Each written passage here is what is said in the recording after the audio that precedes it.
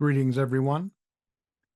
In this video, I would like to have a discussion about Alfred Hitchcock's film, which came out in 1958. The film, of course, is Vertigo.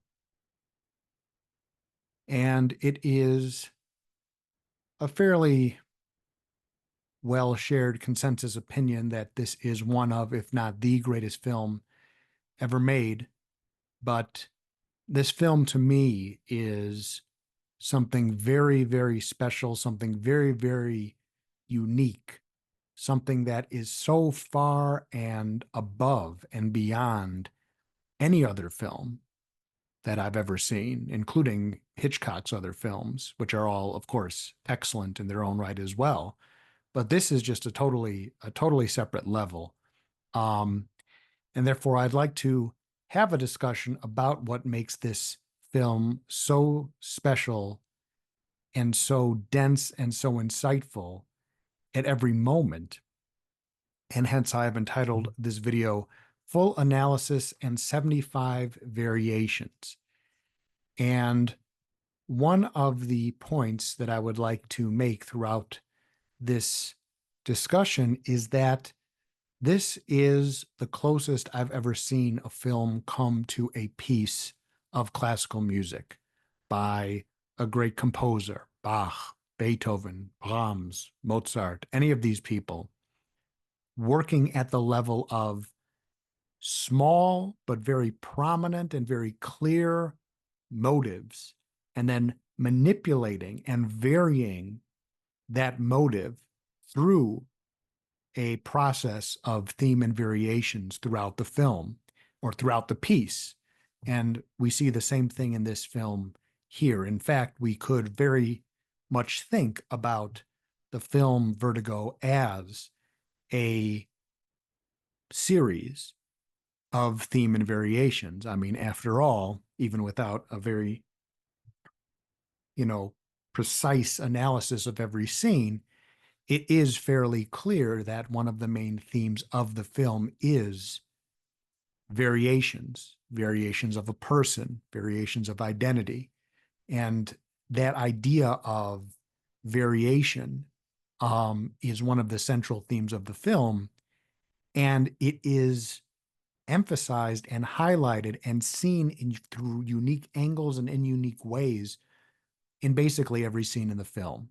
And that's something that I would like to highlight in this video. So again, another thing I want to emphasize is that this is a gateway, if you will, into understanding classical music or further appreciating classical music, in the sense that this film introduces, as we'll talk about, very prominent motives, visual motives, and then develops them throughout the film through a series of variations. And to understand what this film is doing and to recognize what this film is doing scene by scene is really to gain even a deeper appreciation for what the great composers do. Bach, Beethoven, Mozart, Schoenberg, etc. This idea of taking a motive and developing it. So again, by way of introduction, even before we get into this full discussion, there is another connection that I wanted to make at the outset of that video, and that is connection to the play by Shakespeare, and that play, of course, is Macbeth. Um, Watching this film and analyzing it, there are a lot of connections to Macbeth that seem to keep coming up. Again, this is just my analysis, but maybe you'll agree. But a few connections that I think are helpful in analyzing the film. The first connection is the relationship between Macbeth and Lady Macbeth. In Shakespeare's play, early on in the play, a soldier is describing the battle, and he describes it, or a confrontation between two soldiers on the battlefield as two swimmers that cling together and choke their art. So obviously a brilliant line. And what Shakespeare is depicting through this is, well, if two swimmers, I mean, first of all, swimming in the sense that there's so much blood on the battlefield that they're basically swimming in blood.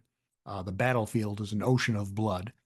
But if two swimmers cling together, what's going to happen? Well, rather than helping each other or rather than getting anywhere, they're both going to drown. So, and again, the word choke there is quite brilliant as well, in the sense that they're eventually going to choke on the water, or in Macbeth and Lady Macbeth's case, choke on the blood. Um, so two swimmers cling together and choke their art. And this is not in reference to Macbeth and Lady Macbeth when it's said in the play, but it is foreshadowing what's going to happen.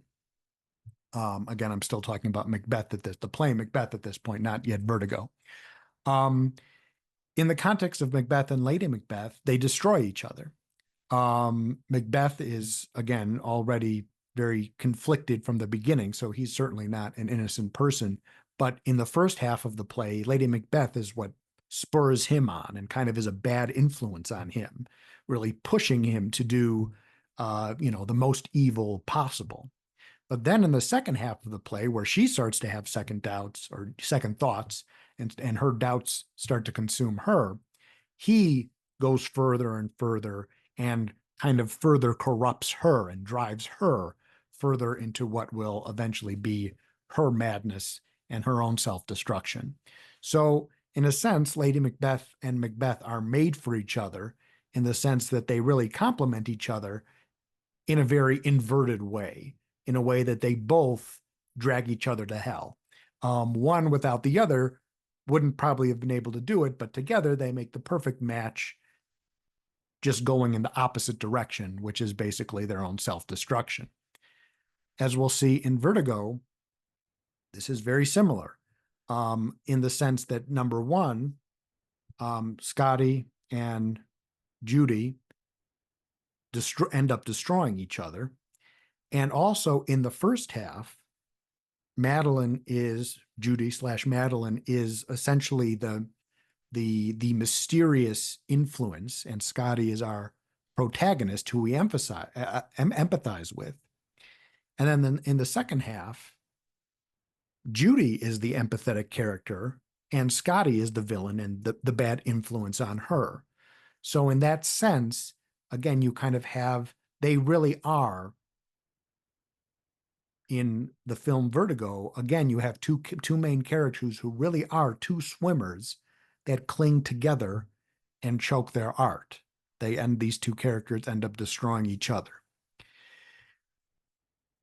A second quote worth discussing in the context of Macbeth, and again, I'm compelled to talk about this because it really is almost uncanny how similar this is, or how strongly this connects to the film. And that line, of course, is in Macbeth's final and famous soliloquy, "Tomorrow, tomorrow, and tomorrow." And he's explaining his now nihilistic philosophy, about kind of the meaninglessness of everything. Macbeth says, "Life's but a walking shadow." Of course, Macbeth and Lady Macbeth end up becoming walking shadows. Lady Macbeth sleepwalking, so in that sense, very much a walking, basically hollow shell of a person. Macbeth becomes basically, again, kind of a non-person, says, basically, I've gone so far into my own destruction, there's no going back. Again, he becomes, in a sense, a walking shadow, a walking vision of nihilism. And in this film, there is the sense that Judy becomes a walking shadow and is taken over by a shadow, namely the ghost of Carlotta. So throughout the film, Judy becomes the walking shadow, a hollow shell of the self. And in the final scene of the film, I should have said that there are spoilers in this discussion from the beginning. In the final scene of the film, she's essentially literally killed by a literal walking shadow. The this shadow walks up and approaches, and this is what scares her and compels her to jump off the roof. Um, so this idea of the walking shadow is very prominent in this film, and also we can see throughout the film, which we'll point out as we get into the discussion, the idea of shadows or the image of shadows is something very, very prominent throughout the film. Um, as we see in the first half, again, things are colorful and bright, but shadows start to make their way into the images. And then in the second half of the film, shadows start to take over. Um, and so this idea of becoming a shadow is essentially, as I'm sure you'll agree, essentially the theme of the film. This idea of losing one's self, giving one's self over to a foreign identity, a different identity that maybe somebody puts upon you. And so that you yourself are no longer yourself, but rather you're a walking image, a walking illusion. Um, and so that's something that, again, we'll discuss prominently throughout the film. So now I want to get into a kind of a scene by scene or a shot by shot analysis. And I'm just going to be discussing it here. But again, what I very much encourage you to do is to watch the film and think about this, and maybe you can share some of your own ideas or images or insights that you have as you've watched the film and as you notice things that perhaps I'm not capturing here. So this is not necessarily comprehensive, but these are 75 moments in the film that I do want to discuss, that I think, again, all point to how brilliant this film is. So let's start from the very, very, very beginning. And that is the Paramount screen. Even before the opening credits, again, the brilliant opening credits sequence with the eye and the face and then the vortex. Even before that, you have the Paramount screen, which is this mountain. The Paramount mountain appears, and then a V appears in the middle of the screen. V, of course, this isn't even the title yet, Vertigo, but it's Vista Vision, and you have the V, but of course the V is also going to allude to the title of the film, Vertigo. But what's so striking is you have this mountain in the shape of an inverted V, and then you have the inversion of that image immediately placed prominently in the front of the screen in the form of a V. So the mountain and the V serve as inverses of each other, inverse images. And right here from the beginning, we have the entire film. Again, this is something Beethoven would do. Right from the opening of the symphony or of the sonata, you have a few notes, and those notes are going to then evolve into the entire work. Right here, we have a perfect encapsulation of the entire film, that inverse images or things that serve as inverses of each other. Um, and so right away, it's pointing to, it's alluding to, it's foreshadowing that this entire film is indeed about mirror images, inversions, and we'll see multiple types of inversions throughout the film, such as love and death, blessings and curses, light and darkness, red and green, love and destruction. All of these things that you wouldn't necessarily think go together end up being two sides of the same coin. And that's what's one of the things that makes this film so powerful. Moving on to the next variation, we have the eye and the vortex. Now here we are in the opening credits sequence. This is pretty hard to miss, but you have this close-up of the eye. Already a somewhat uncanny image to have an eyeball staring right back at you. And then in that eye starts to emerge the pattern, the vortex, which is again a drawing, a graphic, an image that's artificially created. So we have the eye, which is a natural image or a natural, we could think of it as a vortex. You have the pupil, the hole in the eye. And then from that emerges this other vortex, which is the artificial vortex. So right now, again, we already again have the setup of these themes and variations. A film about inverses, the real and the uncanny, the natural eye and the unnatural eye, the real and the artificial. Again, this is the theme of the film. Striking, also, I wanted to point out here, is you see different variations of the vortex, which again alludes to the fact that this theme is essentially about variations. You see multiple variations of this vortex, different colors, different shapes, different patterns. One of the patterns in particular, as it goes further into the credits, really looks in a very uncanny way. It looks like an eye. That's what I notice is almost like a reptilian eye.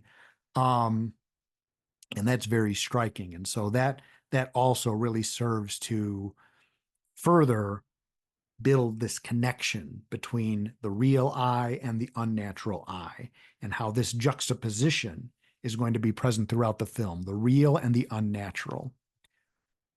While we're talking about the eye and the vortex, it's probably worth mentioning here, right at the outset, that this is one of the main themes. If we're talking about themes and variations, the vortex is one of the main themes. We see this vortex image or this vortex shape or this vortex idea throughout the film. Here are just a few examples. And again, please add your own in the comments, ones that I potentially have missed. You have the hairstyle that Madeline is wearing. She has that very, again, very prominently focused on in the art museum scene, the close up in the back of her head, same style that in the Carlotta painting, that hairstyle. Again, you see this or this, in this case, a natural vortex. A scene we'll talk about later, the tree, when they go to the forest and they have the tree stump, this giant tree stump that has lasted for 1,000 years. And you have the different rings. And they examine the different rings. That, in a sense, forms a type of vortex. And then, of course, we have the famous image of the vertigo effect with the staircase as they climb up the bell tower.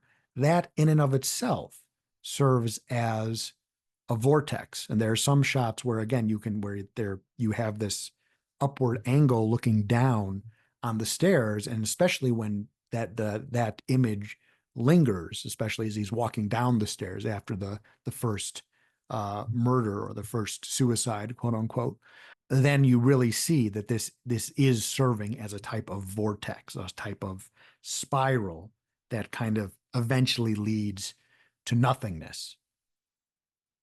As we'll allude to later, that also is something that Madeline discusses in her dream, the idea of the hallway that leads to nothingness. Again, that's the theme of the film. And again, what's worth pointing out here, again, why I think this film is far and away the greatest film ever made, greatest film I've ever seen, is that this becomes notable because Hitchcock is so prominently presenting this I mean, you can't miss it. The eye is staring you right in the face. You have this close up of this human eye. You can't, nobody can miss that. And then you have this vortex and then these variations of different colorful vortexes being presented throughout this very striking opening credits scene. Now you can't mistake it. Okay, so this film is going to be about vortexes. So now when you see more and more and more vortex after vortex after vortex in different variations, now you can't miss it. This is, again, how the great composers operate. Like when Beethoven, here just as an example, hits you right over the head with the opening of the Fifth Symphony. I mean, here it is, presented right in front of your face. You can't miss it. Now, when he creates variations of it throughout that movement and indeed throughout the symphony, throughout all the movements of the symphony, now you can't miss it because it was so simple, but it's so prominently presented. And that's exactly what Hitchcock does in this film.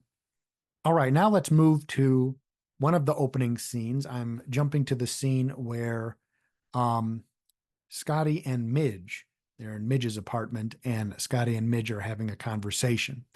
And Scotty says, He's complaining about the corset that he's wearing, and he says, the police department doctors, no sense of style.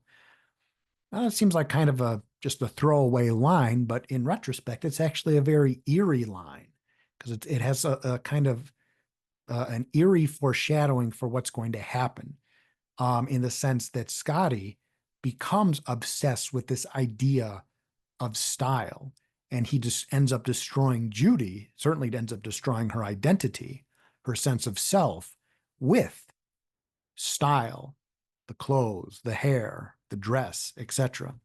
In this sense, the idea of style or image as something that can either give life, create something beautiful, create something enlivening, something magnetizing, but can also create death or bring death. Again, you have, again, this two sides of the same coin idea, the idea of style. Style is a wonderful thing, but it could also be a deadly thing. It can be life-giving, and it also can also be destructive. And that's what we see in the film. Moving on to one of the next moments, still in the same scene. Again, a very interesting, first time you see the film, maybe this dialogue doesn't stand out, but watching it again, it's pretty prominent. He and Midge examine this model of a brassiere that Midge is studying, or in her apartment, for one of her sketches.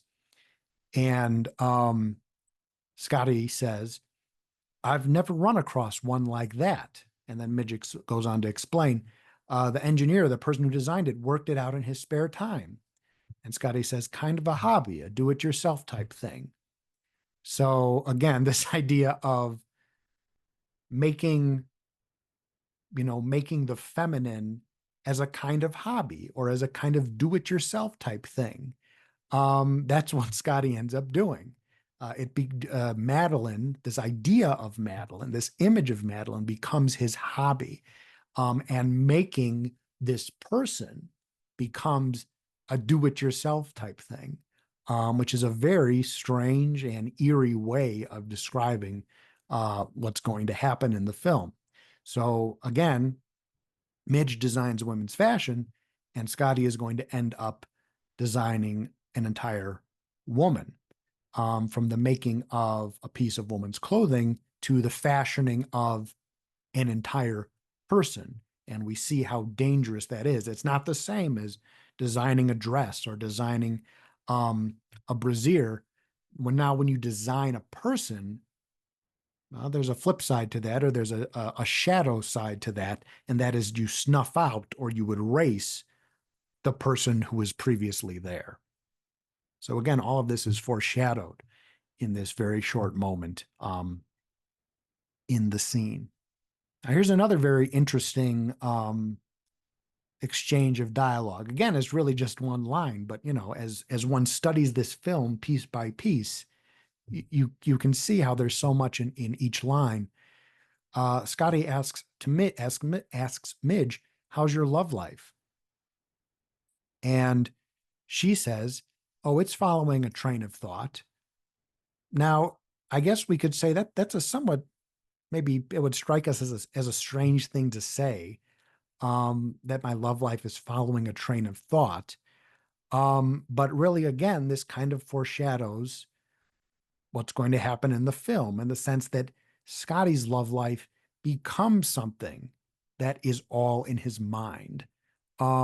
He is led by an imaginary fantasy, and this fantasy, these images in his mind, these ideas, these dreams in this land of illusion, they end up consuming his life, and of course, the life of another person as well. So again, this idea that love, or the love life, is propelled by thought. You see, when taken to the extreme, and Scotty resigns himself to enter fully into just the world of thought, the world of full illusion, we see that has dire consequences. And again, another important theme of the film is we could say that another big theme of the film is, what is love? Um, what is the nature of love? And the film does an excellent job, as I'm sure you agree, of pointing out the very potentially dangerous and tragic dimension of love, in particular, when love is too entwined with one's thoughts. If love is all about images and ideas, then your love might not have anything to do with the other person. This is, again, as we continue to talk, we'll talk about how this is essentially a large premise, an important premise in the philosophy of existentialism. This idea that one person's mind might turn the other person into just an object, into just an idea. Because again, as we see in the film, Scotty is not in love with Judy. He's in love with the idea of Madeline. He knows that there is no Madeline. Um, but he is in love with the image, the idea, the illusion of Madeline. And he resigns himself. Yes, I'll embrace that illusion. I'll embrace that idea. I don't care about the person that's propping up the idea, namely Judy. And so Judy disappears.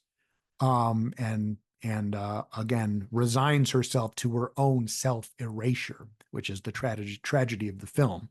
So again, this idea of love and thought, love in the realm of ideas, is that really love? All right, now we're jumping to the scene where Scotty is now talking to Elster in Elster's office. And Scotty gets up and he looks at a painting in Elster's office. And we see on the title of the painting, it says San Francisco in July 1849. This again is, and then they have a brief exchange about the painting, like, oh, wouldn't you like to live in this time? So again, this also is, we can consider a piece of foreshadowing, in the sense that in the looking at old paintings, we're thinking about, or we're alluding to the idea of traveling into the past. But what happens when you get trapped in the painting of the past? Indeed, another variation of this is that essentially what Scotty does is to create a living painting, of the past. Now, here it's not a landscape of, or an overview of San Francisco. It's an actual person, but he's creating this living painting using things like style, dress, color, etc. And through that, creating a living painting. But of course, the irony is, in that living painting, the real person underneath, in turn, dies or disappears or becomes only a shadow. Later, also in this scene, Elster talks about that Madeline goes to stare at the portals of the past. This idea of portals also becomes an important variation throughout the film. Here we see the painting as one type of portal, and later we see other portals as well. Now, of course, no video would be complete without talking about this famous line from the film, and that is when Elster asks Scotty, do you believe that someone out of the past, someone dead, can enter and take possession of the living? And of course, Scotty at first says no. But of course, this is actually what ends up happening in the film. Again, it's very interesting how the film creates all these different variations just of this idea, in the sense that at first, this is an imaginary story. In the first half of the film, did Carlotta's dead spirit take over Elster's wife's mind and take possession of her? That's the story they make up. So at first, this is their premise. This is their premise that they're trying to spin of what actually happened. But of course, this is an imaginary story that they're just using to trick Scotty. But ultimately, this premise turns out to be true. A dead person does come and take control of the living. and that is that Madeline, this dead person, um, enters into or takes possession of, well, first it takes possession of Scotty, takes possession of his mind. He becomes obsessed with it. Um, and then the dead person does end up taking over Judy. In this, we can think about, again, the film itself being composed of mirror images. This is something else we'll see throughout the film. The mirror image of, at first, that story is not real. And then in the second half, it is real. So this idea of moving from the imaginary to the real is something that we see throughout the film. We could think inversely of that mirror image. There's Judy and Scotty, where Judy and Scotty, again, if we think about Judy and Scotty then meeting and then ultimately the transformation, and then the transformation scene in the hotel, in the famous scene where she comes out of the bathroom now fully transformed, that's the act of stepping over from the real into the imaginary. They're stepping from the real world into the imaginary world. And so again, this idea of crossing between dimensions, from the imaginary world to the real world, or from the real world to the imaginary world. Again, these types of inversions and dualities occur throughout the film across multiple dimensions. Okay, moving now to the scene of Dinner at Ernie's, another famous scene. There are multiple things to talk about here. First, let's note that she walks through the entranceway. Again, everything Hitchcock does here is the apex of genius. I mean, really just everything so clear, so deliberate, and everything with a purpose that creates something that's absolutely unmistakable and unforgettable. Just the whole scene, even though, again, it's all visual storytelling. There's no words that are said. All we see is just a person sitting at a bar, a person having dinner. They get up, they walk to the exit, they leave. That's the whole scene.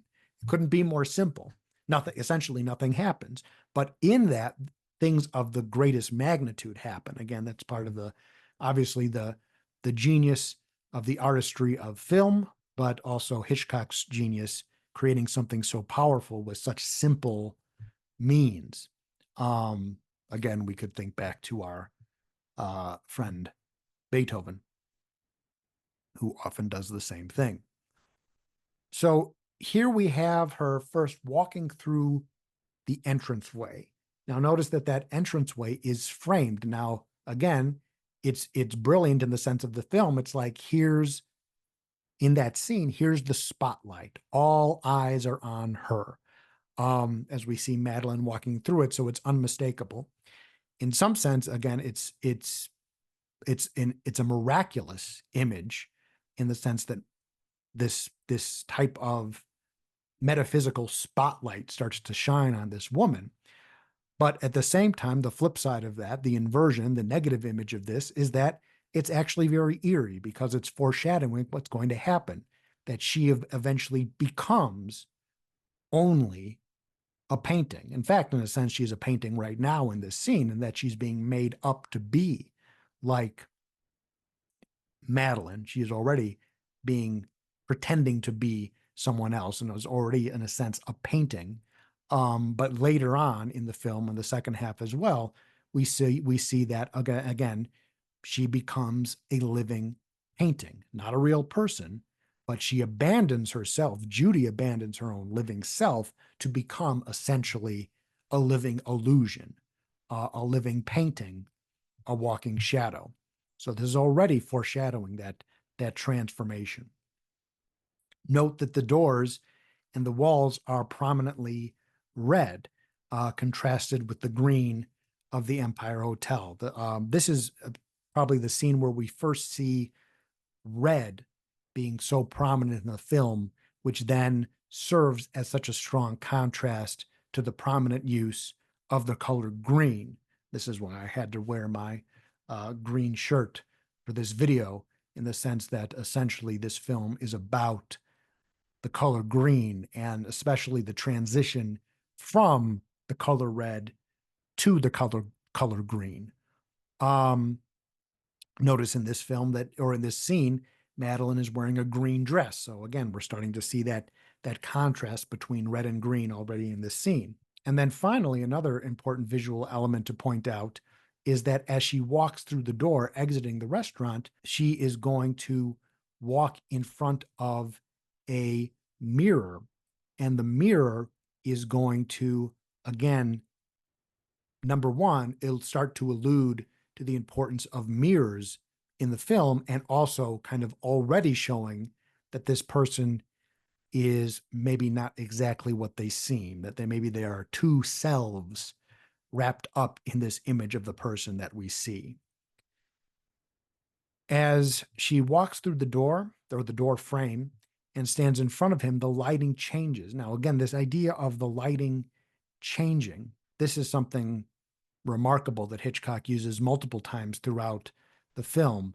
One of them being the changes that occur in the bookstore when Midge and Scotty go to the bookstore, and then another, of course, being the hotel transformation scene.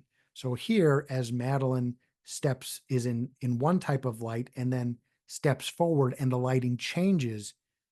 Again, there's this idea, or visually, what Hitchcock is portraying is stepping from one dimension into another. So already we have the sense that this person is stepping from one dimension into another, which again is something we see throughout the film. Now, something very important in this scene, which requires its own discussion, is what I'm simply calling the head motive. But by the head, I mean the side profile of her head, the side profile of her face, which becomes the most powerful motive in the film. This is really where I think Hitchcock is outdoing himself, outdoing any other film that's ever been made, in the sense that presenting this motive, again, we could think of the opening of Beethoven's Fifth Symphony just as one example, so prominent, so striking, so strong, you'll never forget it. Even if this only appeared in this restaurant scene, you'd never forget it. You'd never forget this image because Hitchcock presents it in such a striking way. But then when it recapitulates later in the film, now it has such incredible power, such incredible significance. It's almost overwhelming. Later, when we get to that scene, when we get to that moment in the film, I'm going to describe that as the greatest moment in any film ever. And I truly believe that. I've never seen anything equal to the power and the impact and the genius of bringing back this motive, bringing back this theme in this image in that now inverted way. It's beyond anything I've ever seen in a film. But to do that, to have that power in that scene later in the film in the Empire Hotel, Hitchcock has to present the motive in the most striking and prominent way possible here early on in the film, 15 minutes into the film. And that's exactly what he does. So again, you have something which is so powerfully presented here. And again, I can't fully describe it. You have to watch the film to fully get the full impact. Part of it is Bernard Herrmann's soundtrack. Now the music swelling as we see the illuminated side of her beautiful face. Now, and again, as the lighting changes, the music swelling, everything showing a spotlight on this powerful image. This image that is so strikingly warm, so strikingly bright, so strikingly alive. And that's what makes it so powerful later in the Empire Hotel, in the sense that this is after Scotty and Judy come back from their date, now that image is hollow, artificial, totally empty of life, and really only just an image, just a shape, just a silhouette.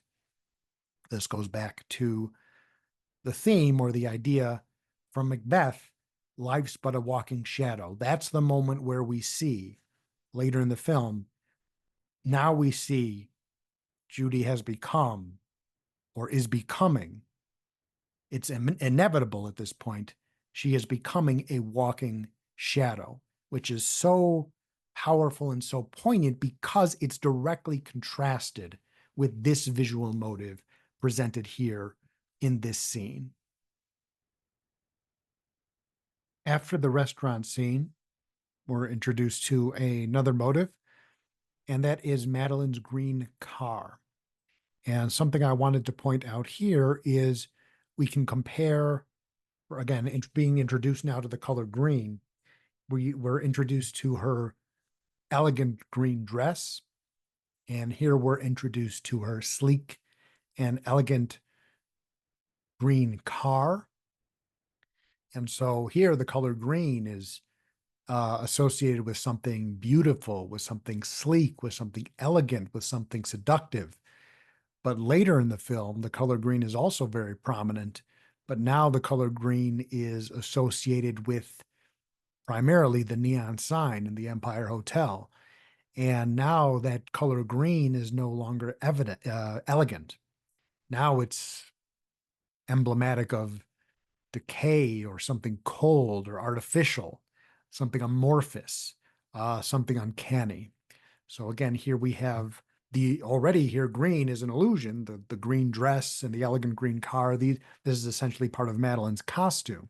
So it is serving here green as something already something illusory. But later that green is no longer so elegant, but something that's rather cold.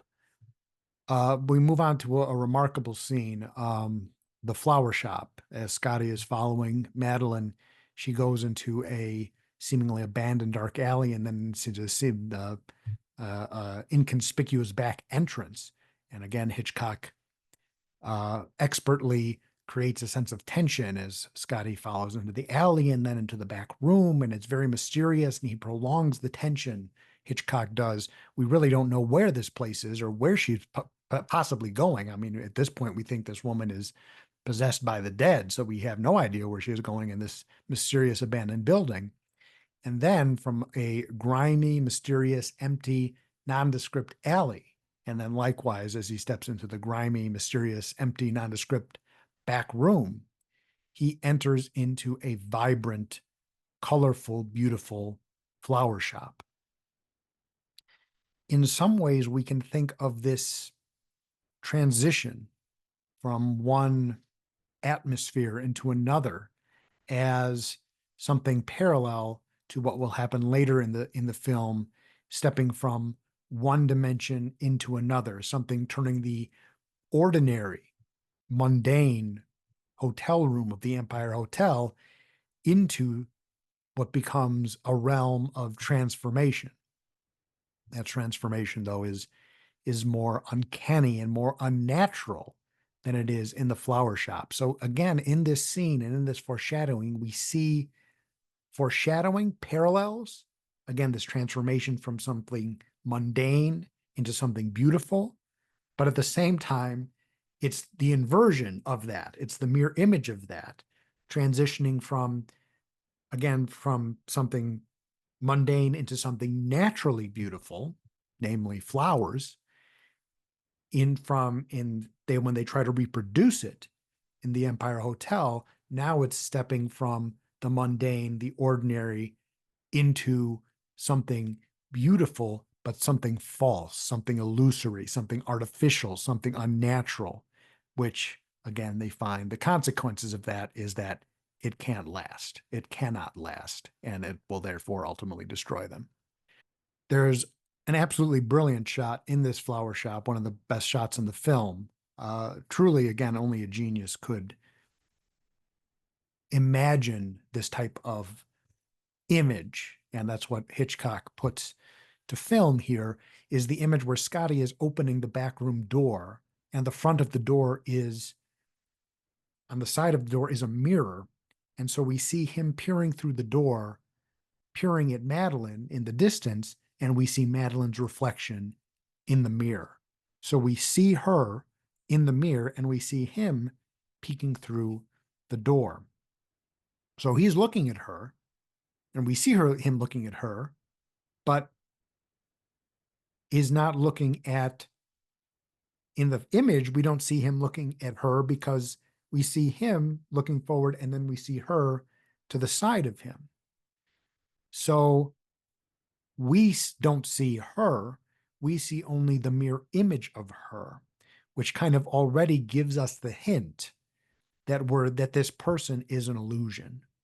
Again, we see him in real life looking through the mirror, and then our image of her is not him looking at her, but our image of her is only the reflection, which essentially for him, in reality, it is also, he's only looking at a reflection, an image, an idea, an illusion. So again, now still fairly early in the film, we're starting to pick up on this key theme and this key set of variations, not only the use of mirrors, which we'll see throughout the film, but also this idea of who is it that you see?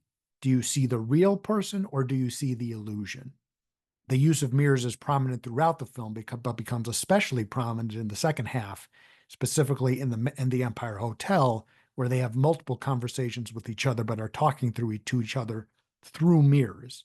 I don't talk to the person. The reflection of the person is what's talking to me. So this idea of which is the real self, who is really talking to you, who are you really seeing? Again, those seeds are planted very prominently here, even just in that image, just the image of him peering through the door and us seeing her in the mirror.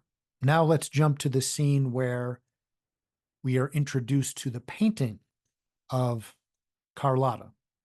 And Scotty visits Madeline or trails Madeline visiting the museum. And this is where we're introduced to the portrait of Carlotta. This is also very, again, striking, a very brilliant use of a visual motive by Hitchcock, because again, this painting, you can't miss it, because again, we look right at her, at the painting's face, and that face is, again, very, very unique. Already we see that there's kind of a sense of it's looking back at us, and it almost has a sense of contempt or a sense of mocking. And that is going to become prominent throughout the film as Carlotta appears again and again throughout the film in different guises. But because we see that motive so clearly here, Hitchcock can bring back that motive again and again, and it represents something meaningful to us. Specifically, the theme is, or this motive is represented twice. First, in the nightmare, where this painting becomes real. Again, the level of genius in this film almost knows no bounds.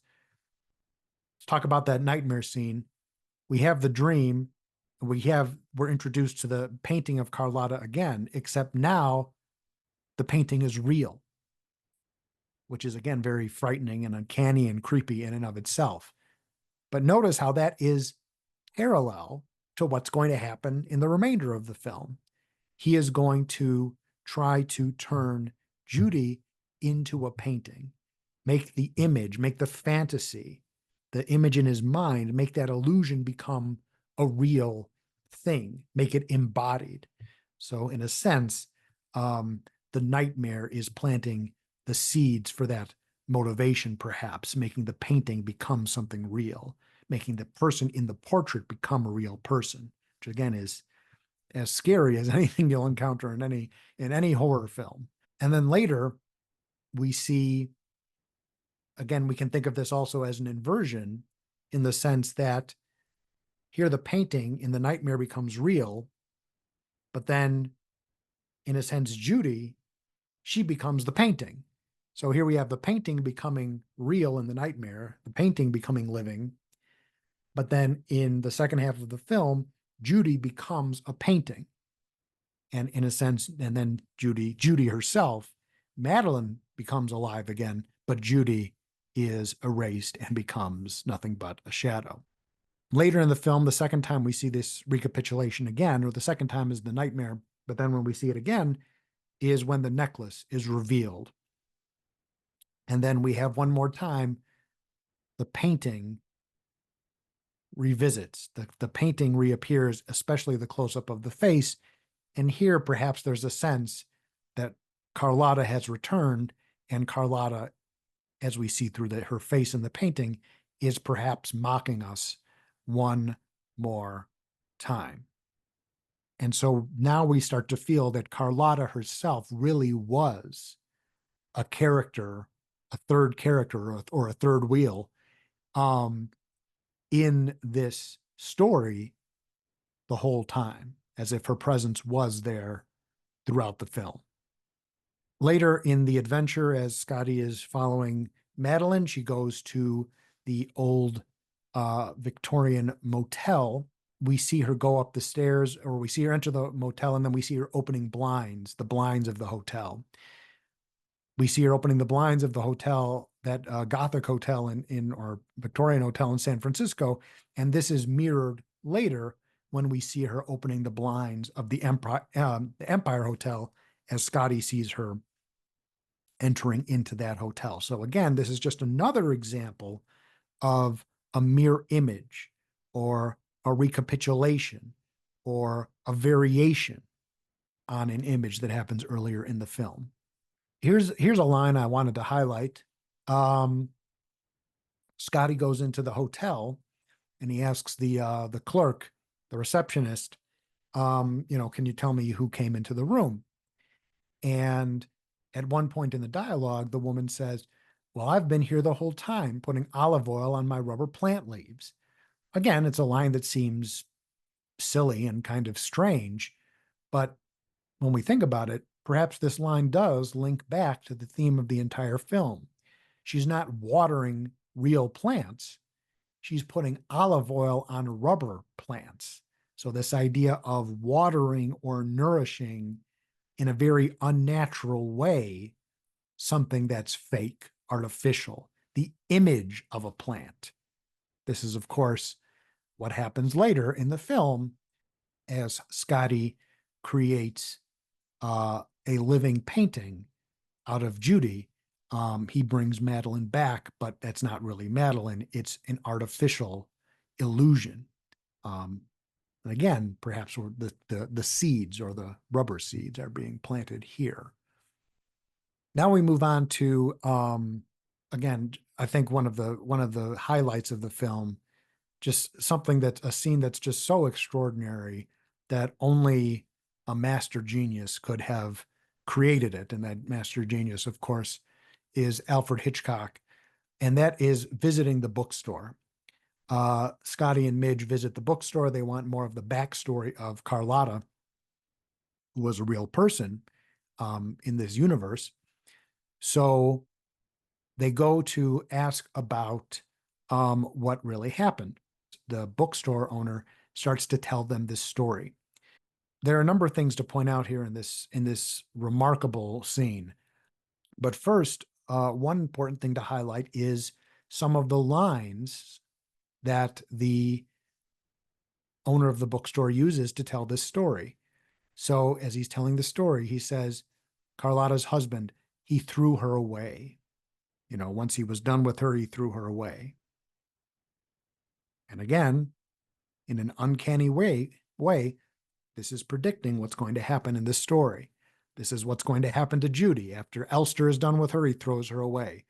Then likewise, after Scotty is done with her, he turns her into Madeline, and then realizes that she's been lying to him this whole time, so he throws her away. Perhaps literally. Also in the story, we hear that Carlotta was stopping people in the street asking, have you seen my child? This is what happens to Scotty after he, leaves the mental hospital after his convalescence. He wanders around San Francisco almost like a ghost, almost catatonic, wanders around with this glazed expression, looking for not his child, but his love, Madeline. So he asks people on the street, "Have you seen this person? Where did you get this car?" And he's looking around for her. So in a sense, this is prophesying what's going to happen to Scotty. Later, more in the story of Carlotta, she died by her own hand. Ultimately, this proves prophetic. This is what happens to Judy. In saying, in using these types of lines, which end up being prophetic of what's going to happen, perhaps this is evidence that the ghost of Carlotta actually does curse them to relive the story. I might as well say now, again, please leave your thoughts below, your interpretation. Um, I lean towards the interpretation that the ghost is actually real. And there are things to that I'll point at throughout our analysis here. But I have a feeling that, one could say, well, they made up this story, but they were forced to, the story they made up is actually the story that they ended up living, tragically. And that's certainly plausible. But I feel like there's a sense throughout the film that they're playing with fire, and all of them, Elster, Judy, Scotty, they're all playing around with Carlotta's very real and very sad story. And so the ghost is almost saying, well, you want to mock my story, now I'm going to curse you. You're going to be cursed to relive my fate. Because it is, they make up this story about her, but it turns out everything they made up is actually what happened about her is what ends up happening to them. um there's another line that the bookstore owner says, there are many such stories. And that's the end of his speech of telling the story, which is again kind of a strange way to end the story. If you think of reading a ghost story, a written out ghost story, if that was the final line, that would be very, very chilling. Um, there are many such stories, and that's the final line of the story. But it's like, yeah, there are many such stories. This didn't just happen to Carlotta. It didn't just happen to her. It's about to happen to you. Now, I think, again, probably the most miraculous part of this scene is when they exit the bookstore. First, we can point out that as the story is told inside the bookstore, inexplicably, almost imperceivably, the lights get darker and darker and darker. The lighting changes. So as the story is told, the lighting somehow gets darker and darker, almost imperceivably. We're almost not entirely sure that anything has changed. Kind of feel that it has, but it's not entirely clear. Perhaps this is like the oppressive force of darkness, like almost a tangible physical darkness that starts to close in, or starts to oppress the atmosphere of that room as the bookstore owner is telling this ghost story. Perhaps it signals, I would lean in the direction of interpreting that it does signal or imply that Carlotta is now present. The ghost is now present as you are invoking her story. Then, remarkably, as Midge and Scotty leave the bookstore, then the lights turn back on. The lighting within the bookstore changes as if the oppressive darkness has now left, because it can, because the ghost has now departed. The story is over, the people have left, and the ghost has left. And there's another important element of this as well, in the sense that when Midge and Scotty come out and now the lights turn back on, you have a sense that, oh, they just were in a different dimension. As they were invoking this story, as they were conjuring it up by telling the story, they started to enter a different dimension, the dimension of the ghost, the dimension of the past. And then now the story's over and they leave the bookstore. Now they're back in the real world. And the bookstore can reset as well. But that sense of dread, that sense of doom, that sense of foreboding, that oppressive sense of darkness that was closing in within the bookstore, that was enveloping that space. It was enveloping that atmosphere. And within that moment, as they were telling the story, the three of them were somewhere else. They were in a different dimension, but now they're back in the real world. So here's another example. The reason this is an example of another theme and variations. The theme is crossing dimensions, going from one dimension into another, the real world into an imaginary world, the real world into an illusory world, and passing back and forth.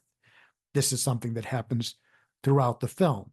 Again, most notably in the hotel room transformation scene at the end of the film. But this is another example of that crossing, that border crossing between one dimension and another. Something else that's worth pointing out in terms of that border crossing between dimensions is, in a sense, it's parallel to the hotel transformation scene, perhaps the climax or one of the climaxes of the film. But here, this is also the inversion of that. It's the mirror image and the inversion, almost the negative image, in the sense that in this context, in the bookstore context, they were telling this ghost story, and then were suddenly in this supernatural realm, and then stepped out of it, back into the real world, back onto the street of San Francisco with other people. In the hotel transformation scene in the Empire Hotel, now they're crossing over from the real world into the illusory world, almost into the supernatural world. So again, here they move from the supernatural back to the real. In the end of the film, in the hotel transformation, now they're moving from the real into the supernatural. So again, it's parallel, but also the converse. Now I'm going to jump ahead to after Scotty has rescued Madeline from jumping into the bay, and he has her back at his apartment. So one very important parallel to point out is when she comes out of the bedroom and she stands in the doorway. The way that she stands, standing in front of the doorway, even the way she walks towards him, this is all parallel to the hotel transformation scene. So again, this is all theme and variations. The name of the movie could have been Theme and Variations. This idea of her image walking towards him, and then we have that recapitulated in a supernatural way in the hotel transformation scene. In fact, we can notice that the same music is playing as well. Again, there are parallels, but then also inversions, in the sense that within the apartment, as she's walking towards him, she's wearing a red robe, which is very much in contrast to the green neon atmosphere that pervades and almost suffocates the Empire Hotel. So this variation is happening in the real world. At the Empire Hotel, it's going to happen in the supernatural world, or the illusory world, the unreal world. Now to look at some of the dialogue from the apartment as Madeline and Scotty are alone in his apartment. She says at one point, "I don't know you and you don't know me." Again, this is the theme of the film. I don't know you, you don't know me. Who am I? I might be pretending to be somebody else, or you might want me to pretend to be somebody else. You don't know me. This idea of, again, we see later in the film, in the second half, the central tragedy, or one of the central tragedies in the film, is that he doesn't want to know her. He doesn't care. He doesn't care who Judy is. He would rather that Judy just play a role. She's a convenient vessel. She's a convenient actress to play the image of an image of something hollow, as not even a real person, an image, an idea, an illusion. He wants her to be a walking shadow. So not only is it, can you ever really know somebody? Who is the person you're talking to? Is right now, who is he talking to right now? Is he talking to Judy, or is he talking to Madeline? Is he talking to anybody real? Because he's talking to somebody who's pretending to be somebody else. So in a sense, I don't know you, you don't know me. This is one of the existential themes of the film. But a deeper level of that existential theme is maybe we don't actually want to know who the other person is, but rather maybe we would rather them just be this image of what we want them to be. To expand on this a little bit, I'm going to draw on this multiple times later as well. So I wanted to introduce it now. And that is the philosophy of Jean-Paul Sartre, specifically from his play No Exit and the famous line from that play, "Hell is other people." So one components of Sartre's philosophy, which is again explored in this play, is that people destroy each other. That is, hell is other people, because we impose identities on other people. People are people. People have, every person has their own sense of self and their own consciousness. And the consciousness is able to create a world. And every person has that power in their mind by being an existing self. Um, but we see other people as objects, as things, as ideas, just as we would see other objects in the world and make sense of them through our consciousness. And it's almost impossible for us to see the other person as a consciousness with a consciousness of its own. In some sense, this is an intractable existential dilemma because I can't get inside your mind. I can't, trade my consciousness for yours. Um, so in some sense, I have to imagine what your consciousness is or who you are. But only you, again, have that full understanding of what that consciousness is, or you're able to harness that power of your consciousness. But I can't harness the power of your consciousness. I can only do that for myself with my own consciousness. So when I see you as my representation of you, which is not you. So therein lies the dilemma. If we're not careful, we will erase our own, we will self-erase, will willingly erase our own existence and become something hollow in another person's eyes, or something representational in another person's eyes, in order to get along with them, in order for them to like us or to love us, whatever we would call love. It might actually be conforming ourselves to what that other person sees us as, which is only a representation in their mind. It's not really us. But that in that way, hell is other people.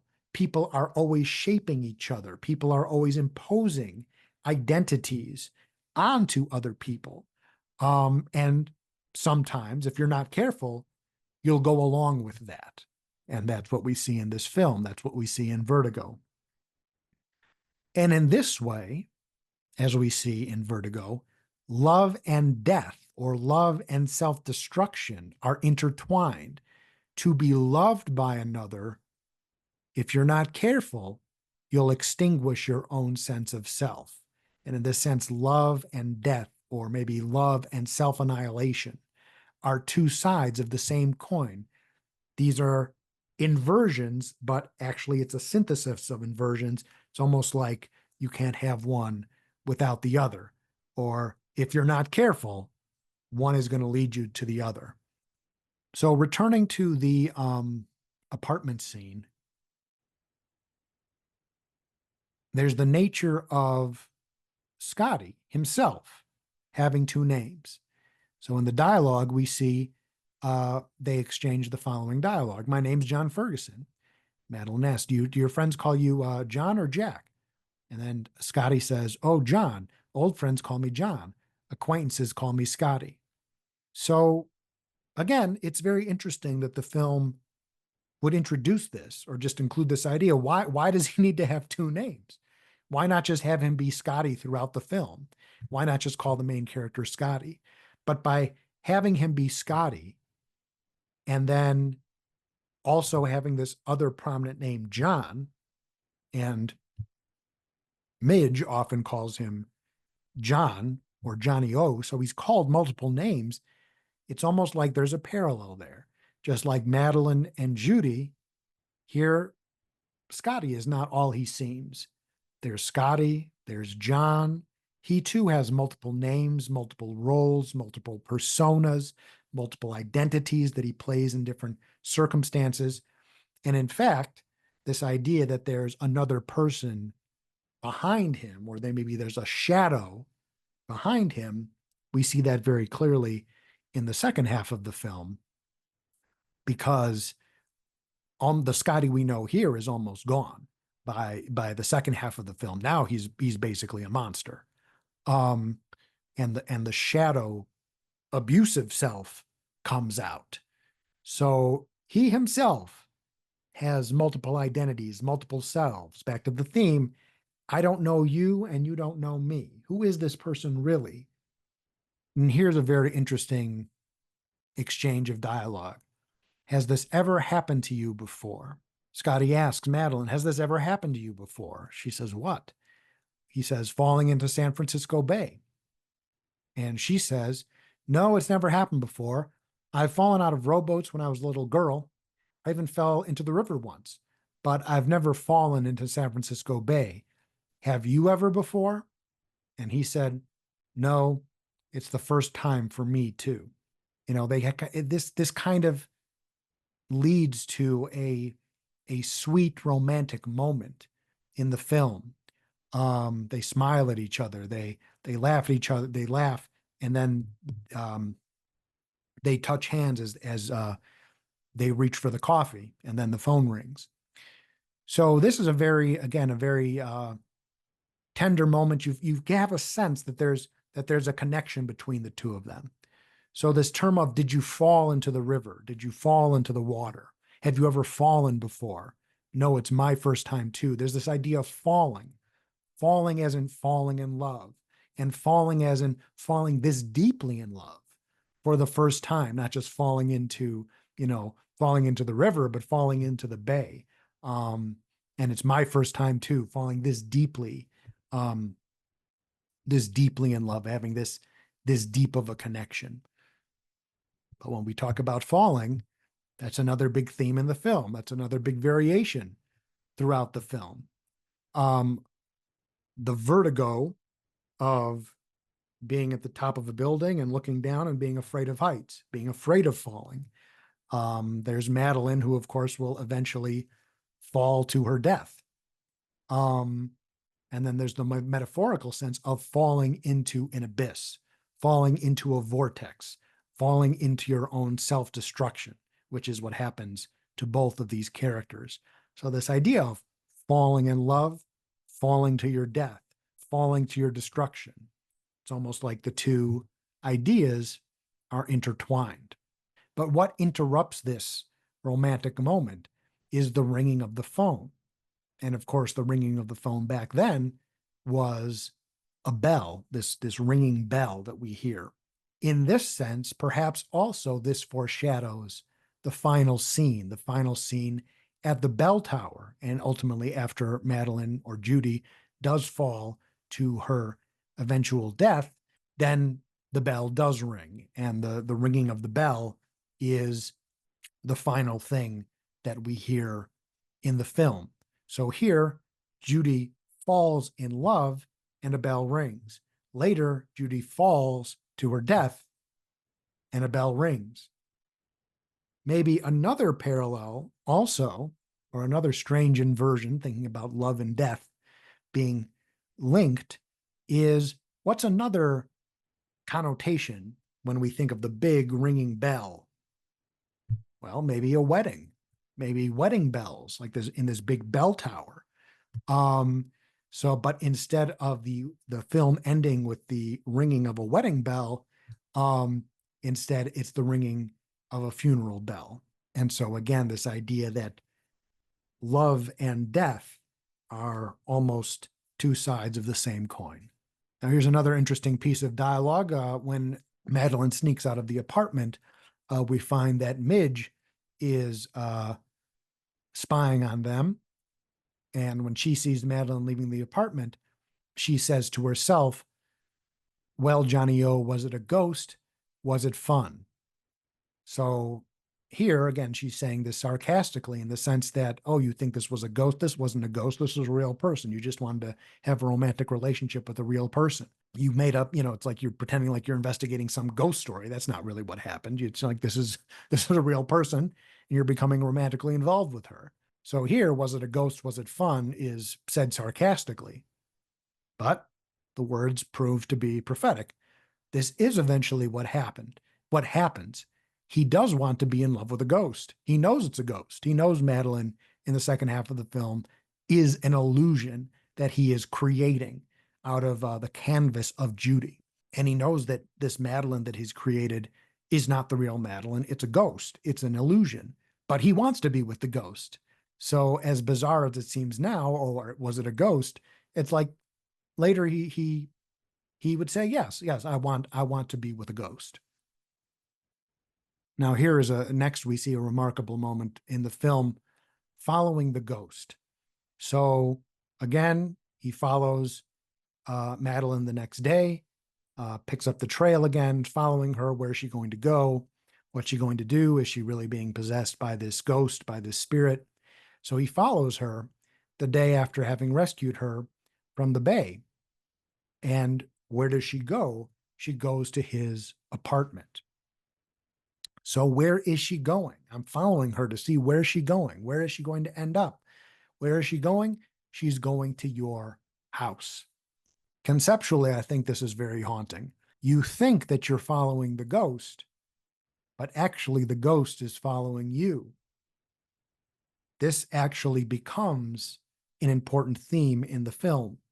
He thinks he can control the illusion by recreating Madeline from Judy, something he knows is unnatural, but he thinks he can live in this illusion.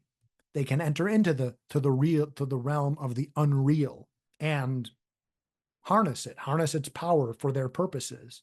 They can live happily ever after by creating an illusion. But no, you can't control the illusion. The illusion controls you.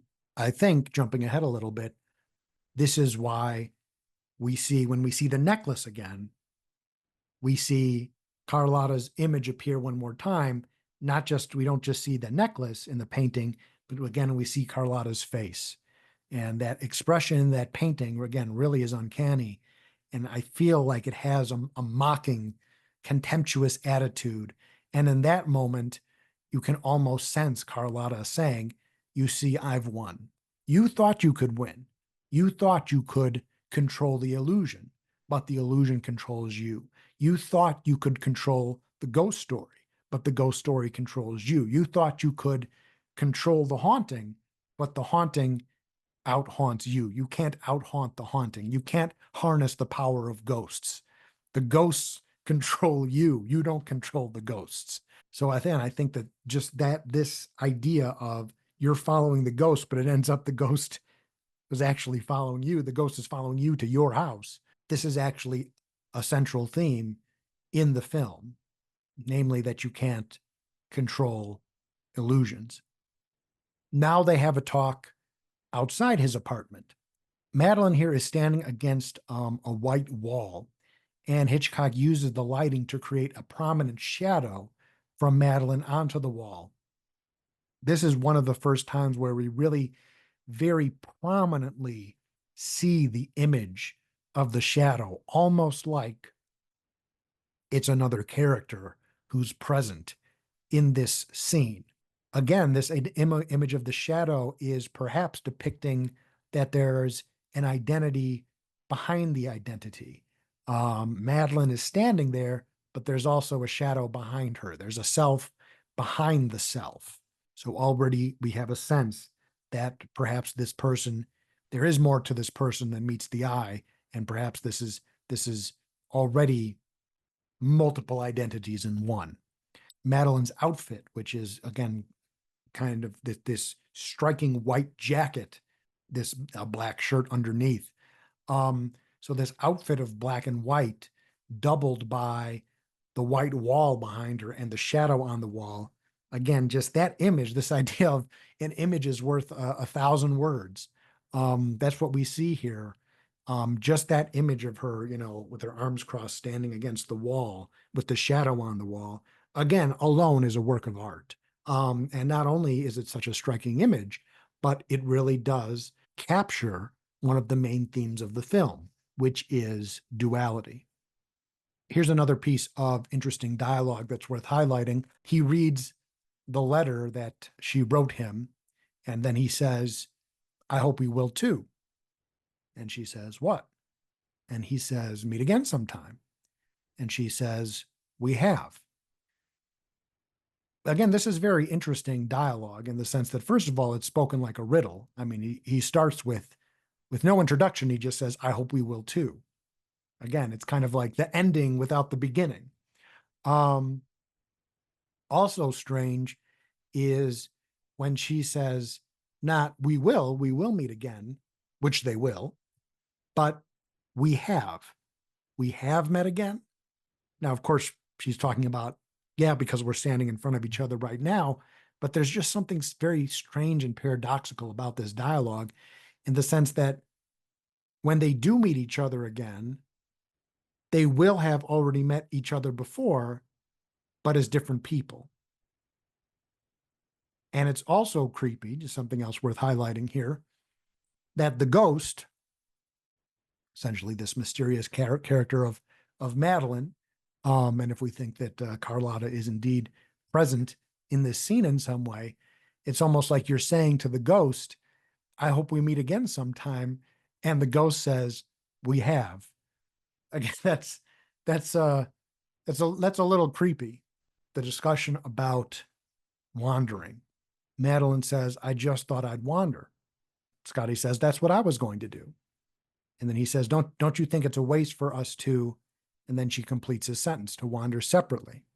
And then she says, only one is a wanderer, two together are always going somewhere. And this is probably the most romantic dialogue in the film, in the sense that it's this idea that everyone wanders through life. Individually, everybody is a wanderer. Everybody is wandering through life. And if that's the case, then why not wander with somebody else? This is a wonderfully romantic concept. But there's a flip side to it. The flip side is, as she completes the thought, two are always going somewhere. Well, where are they going? Well, in this case, straight to hell. They're going to destroy each other. Now, of course, that's in some ways unique to their very strange circumstances, but in another sense, there's an existential component to this as well, is that one person can wander through life, but as soon as two people start wandering together, they drag each other into the abyss and destroy each other. Now, that's a pessimistic way to look at it, but perhaps that's because they cannot let the other person coexist. This is back to Sartre's idea. They force the other person to conform to their fantasy. That's what we see in this film, in this idea that Judy and Scotty cannot coexist because Scotty imposes this other image onto Judy. And so, in a sense, two people are always going somewhere, which is co-destruction. So that idea of wandering, again, is very romantic. Why not, if everybody is wandering, why not wander with somebody else? But then the challenge is, if you're not careful, those two people will both go somewhere. That somewhere is destruction. And the reason that destination is destruction is because both people reciprocally will turn the self of the other into an object. Now let's jump to driving to the forest. Scotty and Madeline are driving to the forest, and one of the reasons that this is a noteworthy scene to point out is specifically because Hitchcock, again, very prominently shows what we are referring to here as the head motive, namely the side of the head. the profile of her face from the side, further establishing the central importance of this motive. Again, really hammering home that this is a prominent motive that we should remember because we're going to see it again. The oldest living things. They're in the forest, they're looking at the trees, and Scotty remarks, their name means always green, ever living. Of course, this is foreshadowing, ever living, just like the ghost of Carlotta, and just like, eventually, the ghost of Madeline. Indeed, we can think of Carlotta's ghost as ever living because her story compels people to keep repeating her story. As we saw in the bookstore scene, the words of that story end up becoming a prophecy that come true again. Later, we'll see the elements of Madeline's dream actually do come true in Judy's life. And so, again, this idea that it is ever living because this is a story that keeps repeating. Now, you have a ghost that is ever living, but inversely, just like the dead are still alive, as in Carlotta is still alive in the sense of the spirit of her ghost, Madeline is still alive in the sense that she returns in a supernatural way or by crossing over through the realm of from the realm of illusion into our world. Judy does not become ever living. Dead. Judy is actually the reverse. She becomes dead while she is still alive. So as we have some characters who are alive after they're dead, inversely, we also have some characters who are dead while they're still alive. Now we have a scene where they look at the rings of the tree, a remarkable scene, indeed one of the film's most profound moments. First, the thing that's notable is the rings of the tree, indicating the rings of time. This forms, as we talked about at the beginning of this video, the beginning of this discussion, the idea of the vortex as an important visual motive and conceptual motive throughout the film. Here we see another vortex, but very uniquely and in an almost uncanny way, this is a natural vortex, a natural spiral. Again, creating the inversion or the contrast, the juxtaposition between the natural and the unnatural.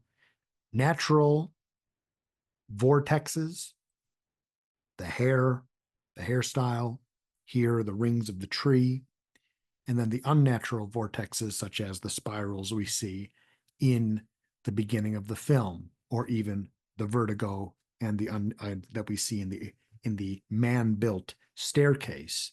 There's something also very, very unique and very, very profound in this moment of looking at the rings in the tree. Again, the tree stump is showing the passage of time, showing how this tree, this ever-living tree, has existed for 1,000 years.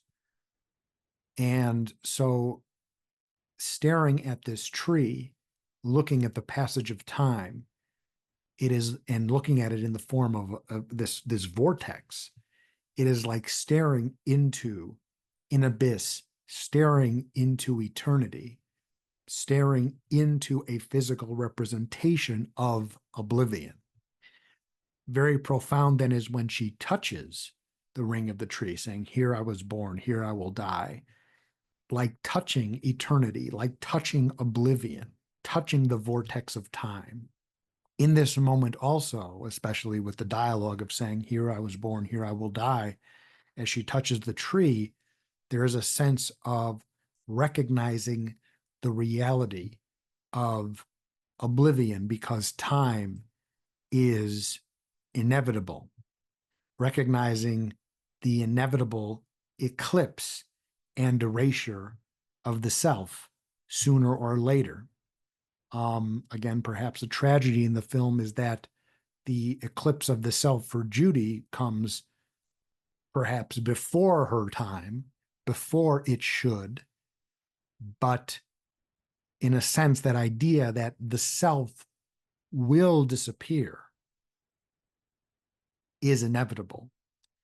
Even though we see Judy become erased or erase herself in an unnatural way, that idea that the self will eventually be erased, will eventually disappear into oblivion. This tree is making it clear to the characters and to the audience that that is inevitable for all of us. Here also is a connection to the play Macbeth, the idea that time is inevitable, that, again, back to Macbeth's famous soliloquy, tomorrow and tomorrow and tomorrow. Essentially, I could have entitled this slide here, tomorrow, tomorrow, and tomorrow. That's what the oblivion of the tree represents. That's what the rings of the tree represent, is you see in each ring tomorrow and tomorrow and tomorrow and tomorrow. And where do those tomorrows lead? In the words of Macbeth, they lead to dusty death. That's the only place it can lead. And so, again, we have in this film the inversions, or the looking at the two sides of the same coin that are inextricably connected. Something like love and death, here's something like life and death. It's all leading to the same place. It's all leading, whether you're on a journey of love or whether you're on a journey that's life affirming, no matter where it's going, it's always only going to one place. And that's the center of the vortex, the abyss, oblivion, because it can't be any other way, because time is always going to win. So in this sense, we see in this film, just again, like two people are always going somewhere, everybody's always going somewhere, and that's into oblivion. So, saying this a different way, either we erase ourselves artificially, as what happens in the case of Judy, she is artificially erased through the artifice of style, becoming someone else's image, becoming an illusion, becoming a walking illusion, a living illusion. Or we erase ourselves naturally, or time erases us. But in either case, oblivion is inevitable. Right after they encounter the tree stump and the rings of time, there's another very striking image, which is the image of Madeline walking into or wandering into oblivion. After touching the tree, Madeline wanders further into the forest, wearing her white coat, which gives her an even more ghostly quality, walking away. And then ultimately she disappears behind a tree. And Scotty is wondering, where did she disappear to? So it's as if in this scene, in this very surreal, ethereal almost image, she's wandering into time, disappearing into time, wandering into oblivion, already in the process of becoming a ghost. Again, this is one more of the mirror images in the film that we see. Here, she's pretending, Judy is pretending to be Madeline, disappearing, but eventually Judy will do the same. She will herself wander into oblivion and disappear. That's going to happen in the transformation scene in the hotel, specifically as she, in a very reluctant and resigned way, walks into the bathroom to put up her hair. That's what's going to make her disappear. So this scene within the forest, in the natural habitat of the forest, is a foreshadowing and also an inversion that we see later in the Empire Hotel through artificial means, through the man-made structure of the hotel, also green, by the way, because you have the green forest and then the green neon, the artificial neon of the Empire Hotel. That's where the disappearance, the becoming of a ghost takes place. So again, another parallel and inversion, mirror image and negative image in one half of the film, recapitulated later in the film. The film itself is a mirror image of itself. You have scenes earlier in the film recapitulated later in the film, but not only is it recapitulated, but it's almost perfectly inverted. So it's almost the perfect negative image of the earlier scene. So what was natural becomes artificial. There are similarities. What was green stays green. The disappearing and becoming a ghost is a matter of becoming the ghost. But important elements disappear. One is, or are inverted. In the earlier scene, she's pretending. In the other scene, it's actually happening. Later on in the film, as we jump ahead, Scotty says, once you save a person's life, you're responsible for it forever. So I'm committed. And he says this to Madeline.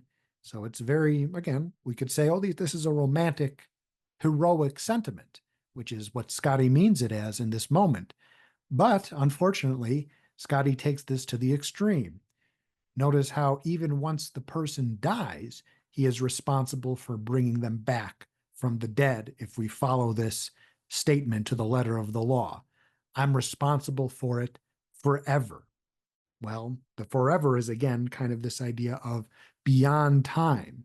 But similar to Macbeth, in the play Macbeth, you can't beat time. That's one of Macbeth's major flaws is he's always thinking, he and Lady Macbeth, we can cheat time. We can jump over the present into the future. But time is undefeated. And in the end, Macbeth realizes that in the soliloquy. But this idea of, oh, I'm responsible to you forever. So, and that's even beyond time. And he does bring her back from the dead, but just for a moment. Ultimately, again, there are some things, the supernatural things, the preternatural things like illusions, ghosts, time, dreams. These are things that humans experience, but these are things that humans cannot control. Later in this same scene, this is the scene where they kiss. Madeline says, stay with me. And Scotty says, all the time. Again, famous last words, all the time. Well, again, this is this idea of forever. Well, you take those words literally, and even once Madeline disappears, he's going to try to bring her back by any means necessary. But again, what's so interesting about this film is that everything becomes inverted, or we get a chance to see everything from multiple angles. Stay with me all the time. I'm responsible to you with you forever. Very romantic words when seen from one angle, but you flip it around and see it from the other angle and taken to the extreme. These are the precise words that seal their doom.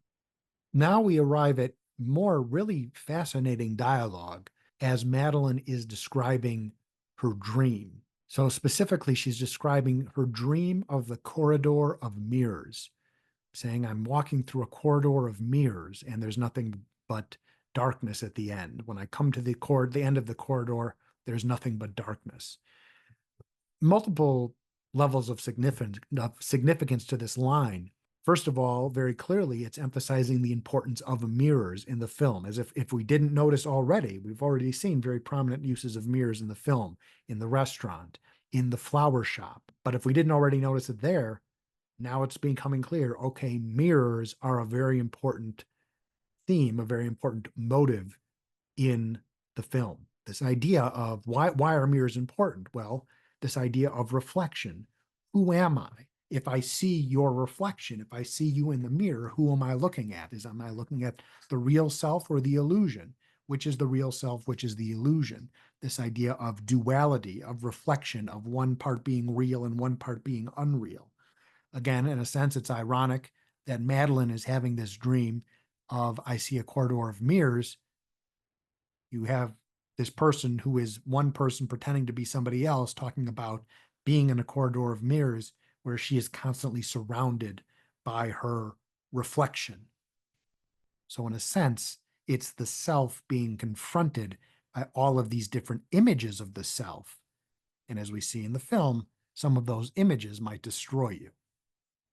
It's a vertiginous image, an image that produces vertigo in the sense that it just, if we imagine it, it's almost dizzying, thinking of being in a corridor where there's nothing but darkness at the end and the corridor is full of mirrors. So again, that sense of vertigo is instilled even just by imagining her dream, foreshadowing what will happen in the sense that she becomes the walking shadow. I walk down the corridor of mirrors and end up in nothing but darkness.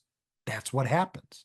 That's actually what we see metaphorically and visually, what we see happen in the film, especially again later in the Empire Hotel, where we see visually she becomes a shadow. She becomes nothing but a silhouette. So again, walking towards darkness, becoming enveloped in nothing but darkness. And what leads you there is your own image, which is precisely what happens in this film. In a sense, again, it's almost as if in the dream, in Madeline's dream, she sees these images of Madeline. Indeed, it is Madeline's image which is going to lead Judy to oblivion. More fascinating dialogue here. The new and clean grave. In the dream, Madeline describes, no, it's saying, how do you know? Scotty asks, how do you know it's your grave? And Madeline describes it. In the dream, it's my grave. It's new and clean. Again, foreshadowing, similar to the image of Madeline. Madeline is beautiful. Madeline is stylish. Scotty later in the film is going to dress Judy up in new clothes and new hair. This clean and new image of Madeline that Judy is made over in, that becomes, in effect, Judy's grave. So Madeline is Judy's new and clean grave. Or going back to the idea of style, style is what becomes the grave. So again, this idea of the inversion, something that's stylish, new, clean, beautiful, that can be something good, something attractive, something enlivening, but it can also be something that's destructive. It can also serve as a grave.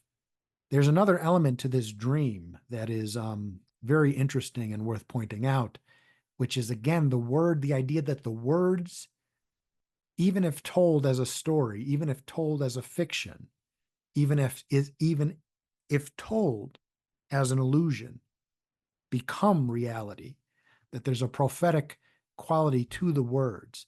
So interestingly, ironically, tragically, here Judy is making up this story. She's pretending to be Madeline, but the words prove to be exactly what happened to her.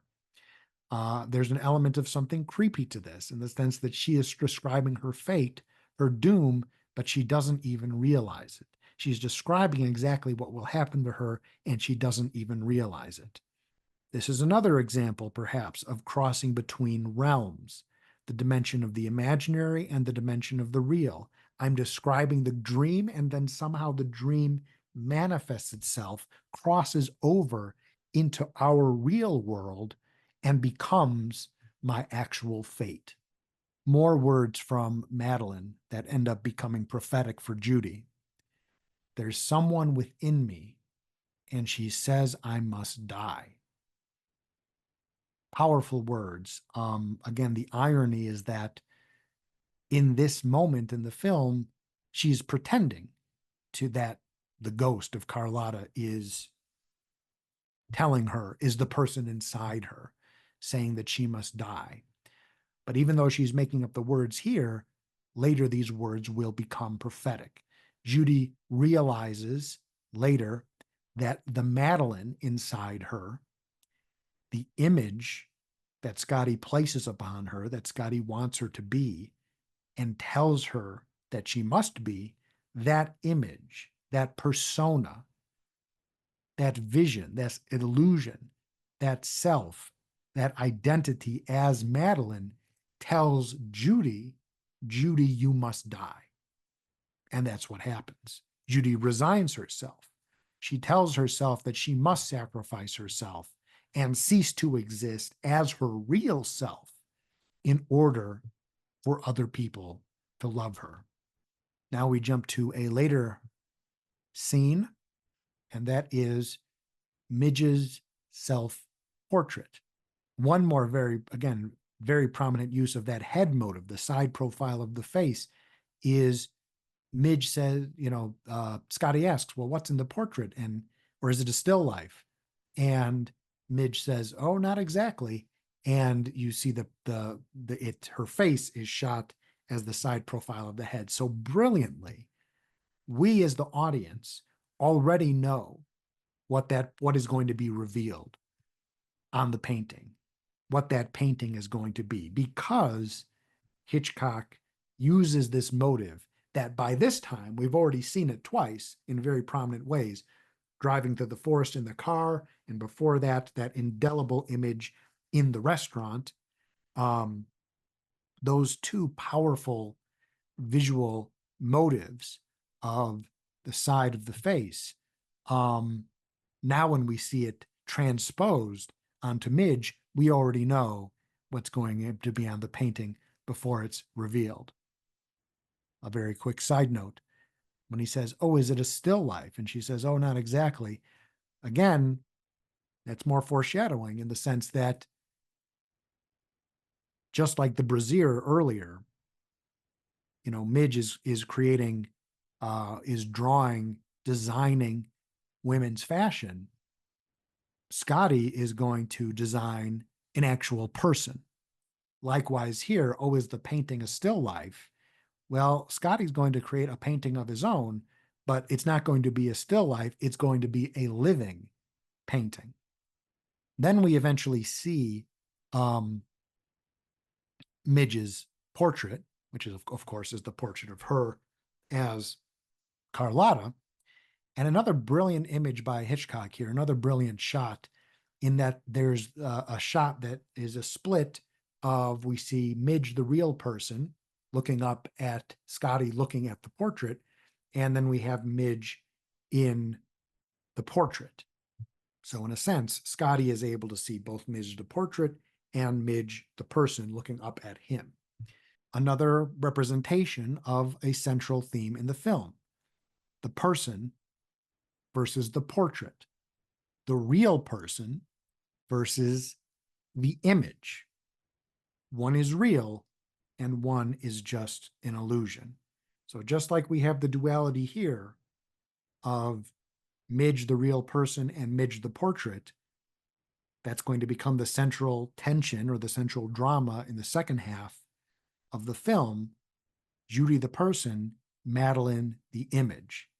Something else that's very interesting in this scene, this revelation of the portrait, is that Scotty sees this image and he shakes his head and says, oh, that's not funny. And he's essentially rejecting this attempt, this what we interpret as Midge's attempt for his affection. He rejects it as a sad and pathetic attempt and ultimately walks out and rejects her. But ironically, later in the film, this is actually what Scotty wants. He actually isn't interested in the real person. He just wants the portrait. He wants Judy to simply to pretend to be the illusion, the image, portrait. So again, an interesting duality, or what will become an interesting inversion.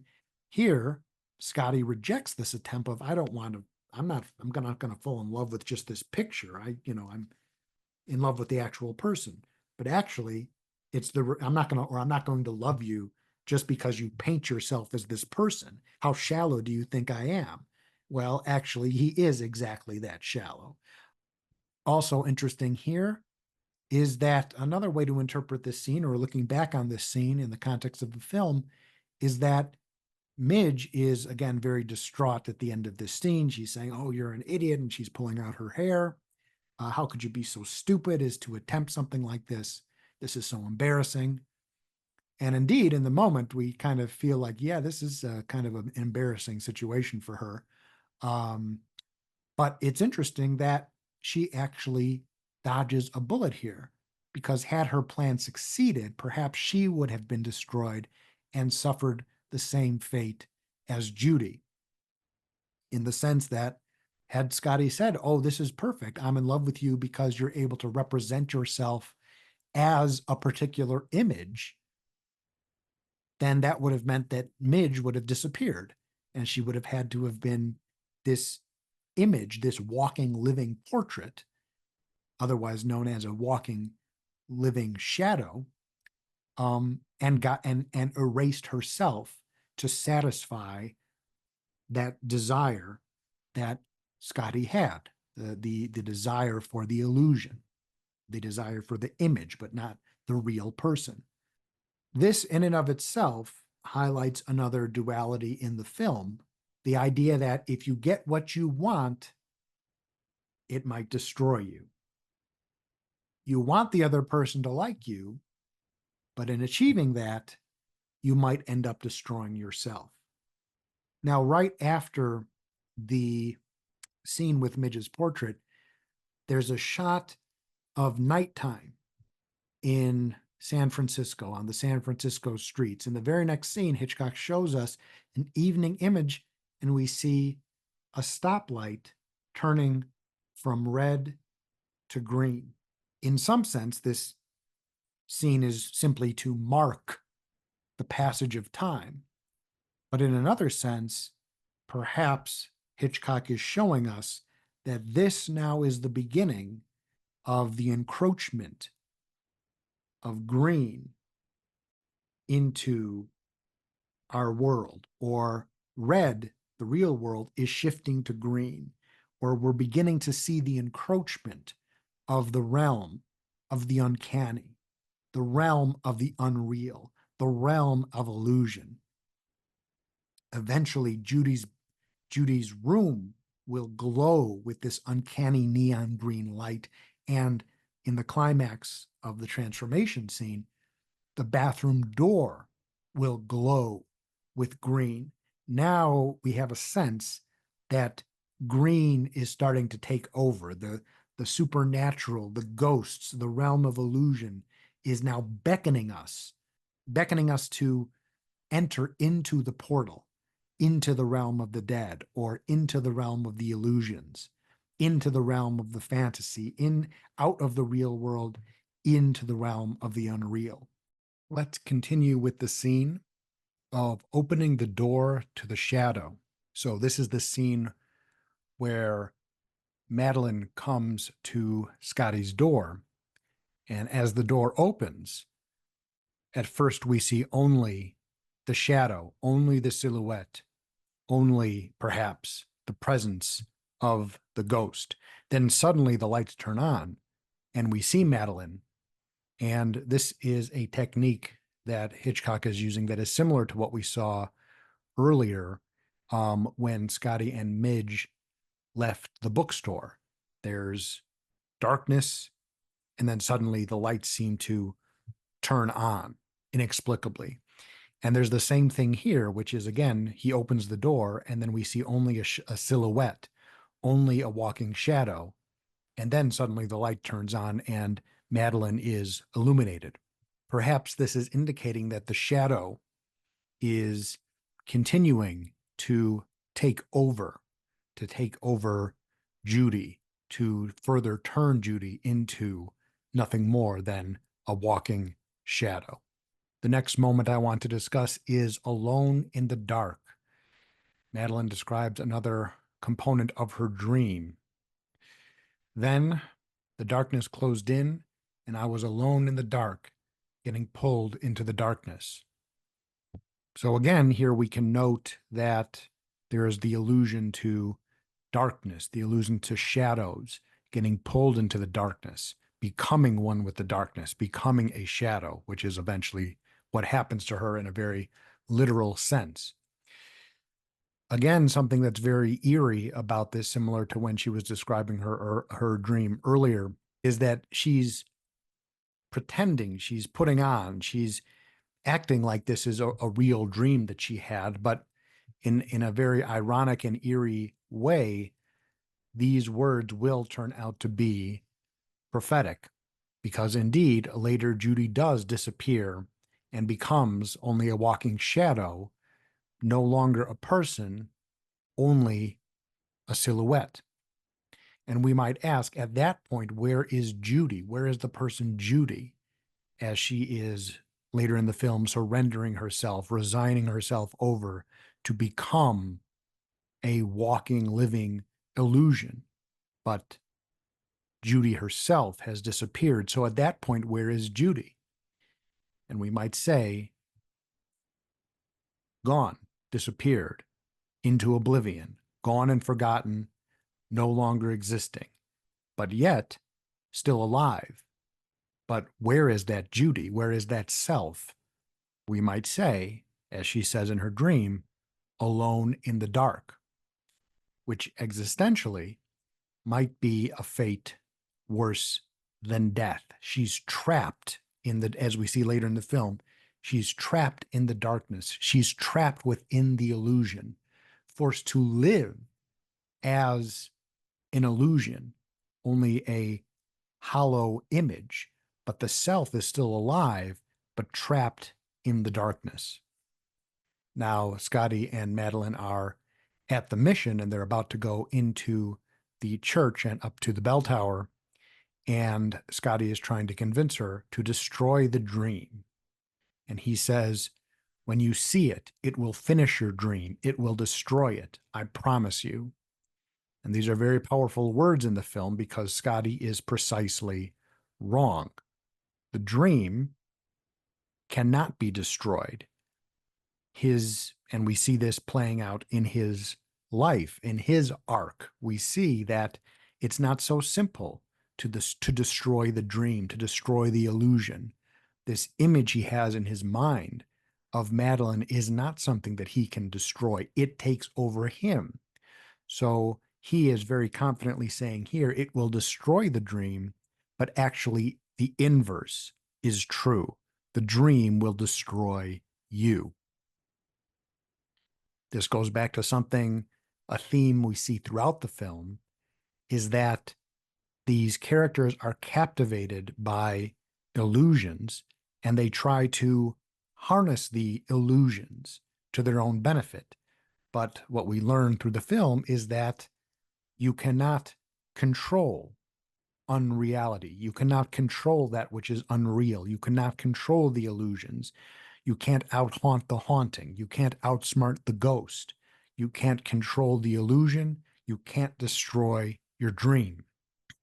All of the inverses, instead, are true. You can't control the illusions control you. The dream cannot be destroyed. The dream destroys you. Indeed, this is a very powerful element and theme in the film.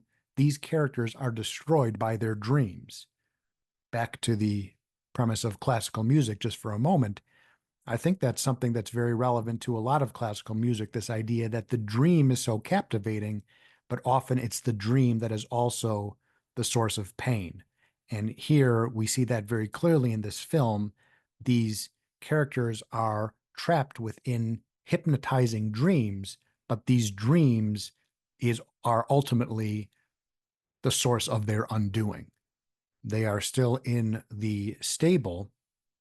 Scotty goes over to a replica of a horse and knocks on the horse and says, well, here's your gray horse, the gray horse from your dream, pointing out that the horse is just a simulacrum, a false copy, an illusion.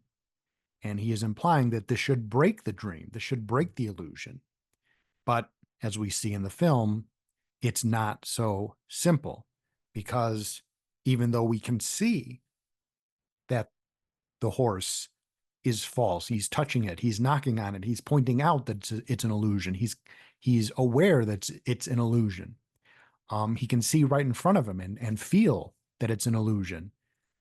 Even so, later in the film, we see that instead he still chooses to live in an illusion.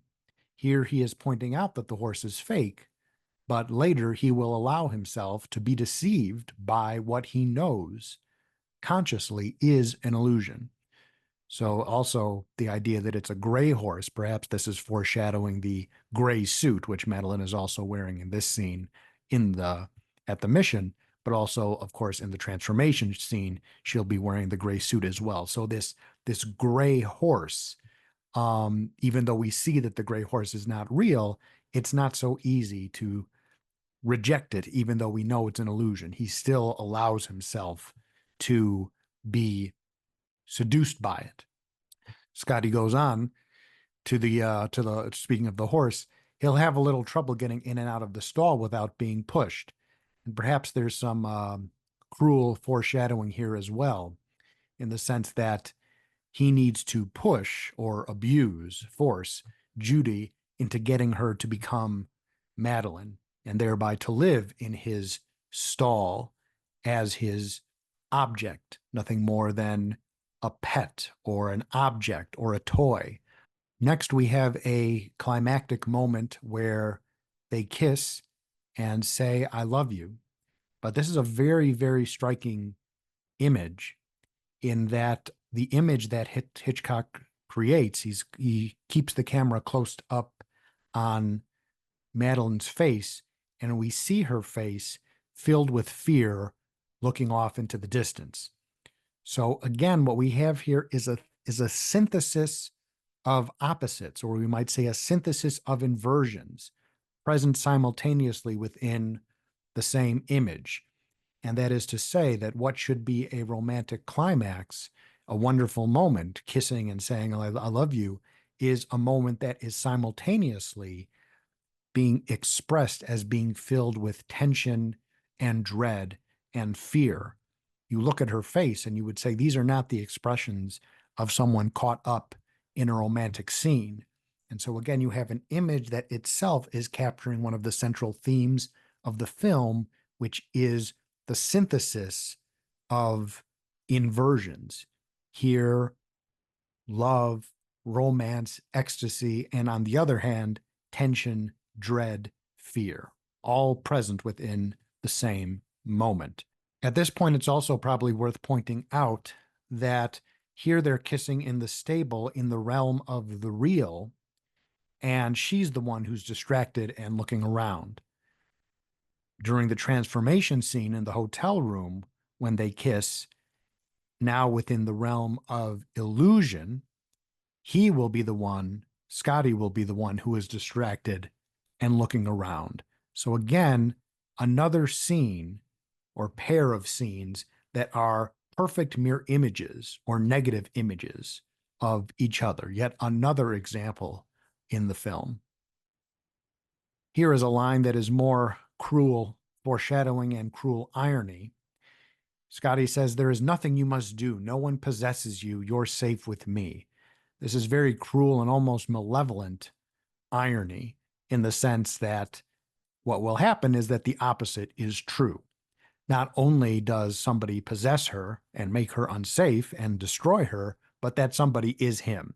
He is, in fact, going to become the villain who possesses her, tells her what she must do to be loved, and in doing so, he destroys her. So his love becomes something that's very unsafe. His love here, in the sense that you're safe with me, that love ends up being inverted in a sense that that is precisely what ends up destroying Judy. Another strange set of dialogue here. It had to happen. Before going into the tower, she says, it wasn't supposed to happen this way. It shouldn't have happened. And he says, it had to happen. Again, in the context of the film, how can we interpret this? Well, on one hand, it is inevitable that they would meet each other and fall in love. But in another way, it's, in a sense, it was inevitable that this relationship would destroy them, that they would end up destroying each other through this relationship.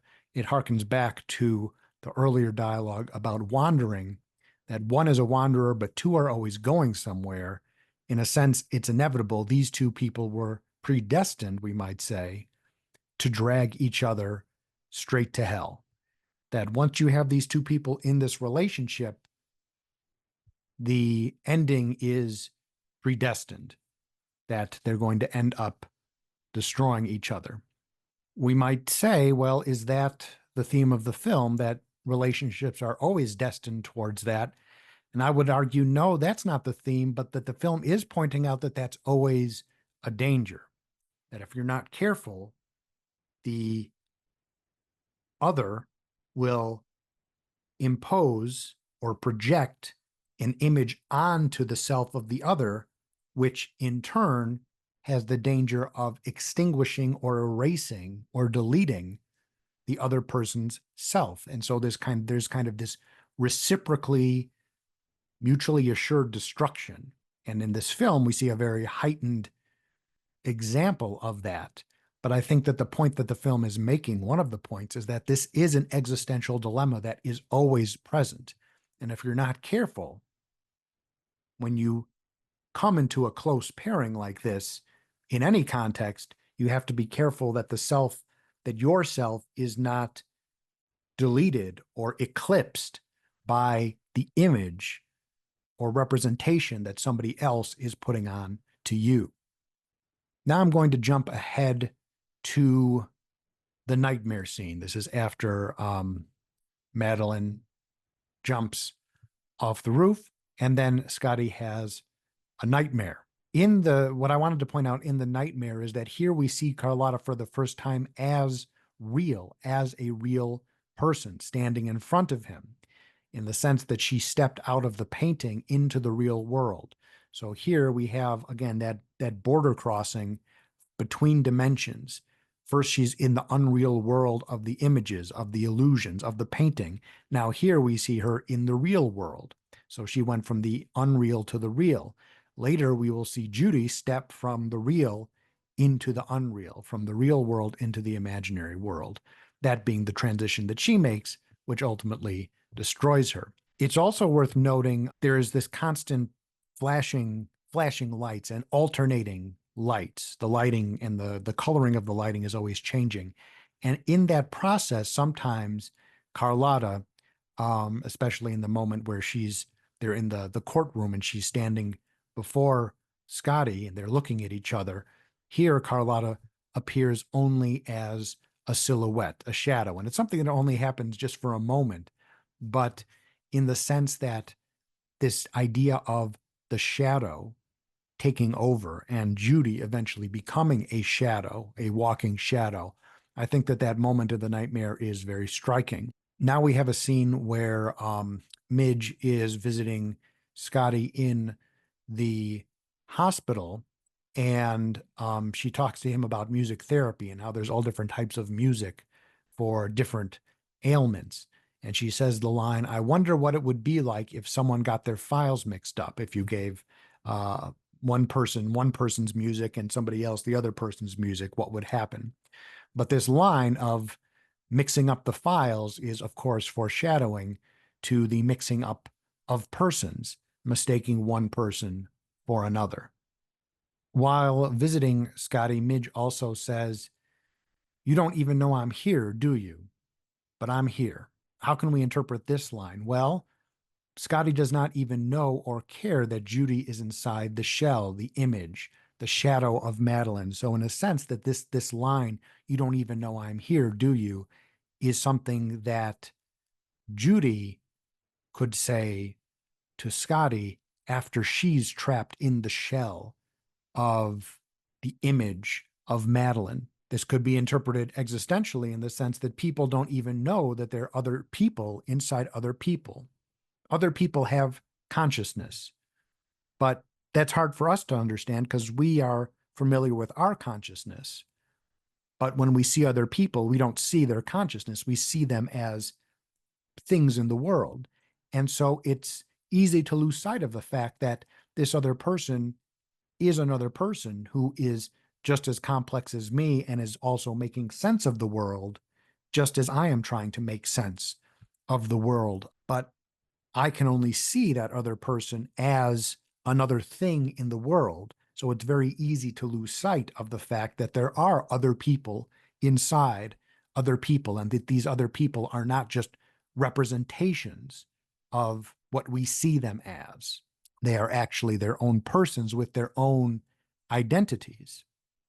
But we see others and treat them as objects, not as other selves with their own sense of consciousness. This is, again, the existential dilemma that we have to remind ourselves of, lest we turn other people into objects or see other people as objects, which of course is not the reality, and also, as we see in this film, has devastating consequences. There's also a way to perhaps interpret the line, "But I'm here." That's a haunting line that Midge says at the end, and that haunting might also be linked to the presence of the ghost of Carlotta. That is to say, Carlotta will still have her revenge in the end for people using her story in vain. People are telling her story, manipulating it just for their own manipulative ends. But of course, like any ghost, Carlotta is going to say, "No, I'm not going to let you get away with that. You're going to be cursed to relive the story if you're going to treat it so cavalierly and so nonchalantly and basically make a mockery of my suffering. If you make a mockery of my suffering and invoke the ghost, don't be surprised when you are cursed to suffer the same fate as the ghost." So this idea of, well, we could just use her story and yeah, it was all made up. At this point in the film, we see that it was all made up and then we can just move on. No, you can't just move on. The ghost is still present, and she'll make her presence known again when the necklace is revealed. But I'm here. I'm here the whole time. Moving ahead in time, Scotty leaves the hospital and he starts wandering around, as we saw in the bookstore scene. Now wandering around aimlessly, asking, "Where is my child? Have you seen my child? Have you seen my love?" One of the striking images, which is very hard to miss, is one way, the one-way sign that points directly to the green car. One way. His fate is sealed. He's obsessed with Madeline, so there's only one way for him to go. Also, we might interpret this as the obsession with illusions can only end one way. If you're playing with unreality, if you're playing with illusions, calling upon the portal to the underworld as they do, doom is the only outcome. This can only end one way. If you try to escape the real world, you're not going to be able to have your cake and eat it too. Perhaps there's another element here. Time only goes one way, only towards death. You cannot resurrect the dead. That's another something that they play with, or that Scotty plays with and tries to manipulate. Again, back to the tree of time. They look at the rings of time in the tree, and they're looking at death. They're looking at the passage of time. They're looking at eternity. They're looking at oblivion. They're contemplating it. It only goes one way. The time doesn't go in reverse. It only moves forward. And eventually, with the waves and the tide of eternity, all of these things for thousands of years, they start and they end and they pass away. And that only goes one way. Scotty tries to manipulate that, tries to reverse it, tries to bring back somebody from the dead. As Scotty recognizes Judy on the street and then starts to follow her, here again, we have a recapitulation of the head motive, the side of the face. We saw it in the restaurant. We saw it in Driving to the Forest. We saw it in Midge's self-portrait. And now we see it with recognizing her on the street. In this scene also, she's wearing green, which is now the color of the seductive call to illusion and to fantasy. Scotty follows Judy to the Hotel Empire. This is another small detail, but very striking and very interesting in the sense that the canopy in front of the building reads Empire Hotel, but the neon sign, the very prominent neon sign outside of her room, which is going to illuminate the room with that eerie green glow, reads Hotel Empire. So this in and of itself is another inversion. What is the name of the hotel? Is it Hotel Empire or Empire Hotel? So again, in this sense, that there here is another inversion that we see, and indeed we can consider that the hotel becomes the temple of inversions. It becomes a portal to the realm of the unreal. Now, when Scotty is talking to Judy in her hotel room, as he's trying to make his way in, she says, "I can yell awful loud." Again, an interesting line that hints back to the actual murder where she screamed, and also foreshadowing her eventual death, where again she will scream or yell awful loud. So these are, I can yell awful loud, famous last words. Now we get to perhaps what is the most brilliant use of mirrors in the film. As he walks into the apartment, we see his reflection in the mirror. So we have a sense already that there are more than two people in that room. It's him and her in the present, but also their alter images are also present in that room. Their shadow selves or alternate selves, their past selves, their future selves are also in that room.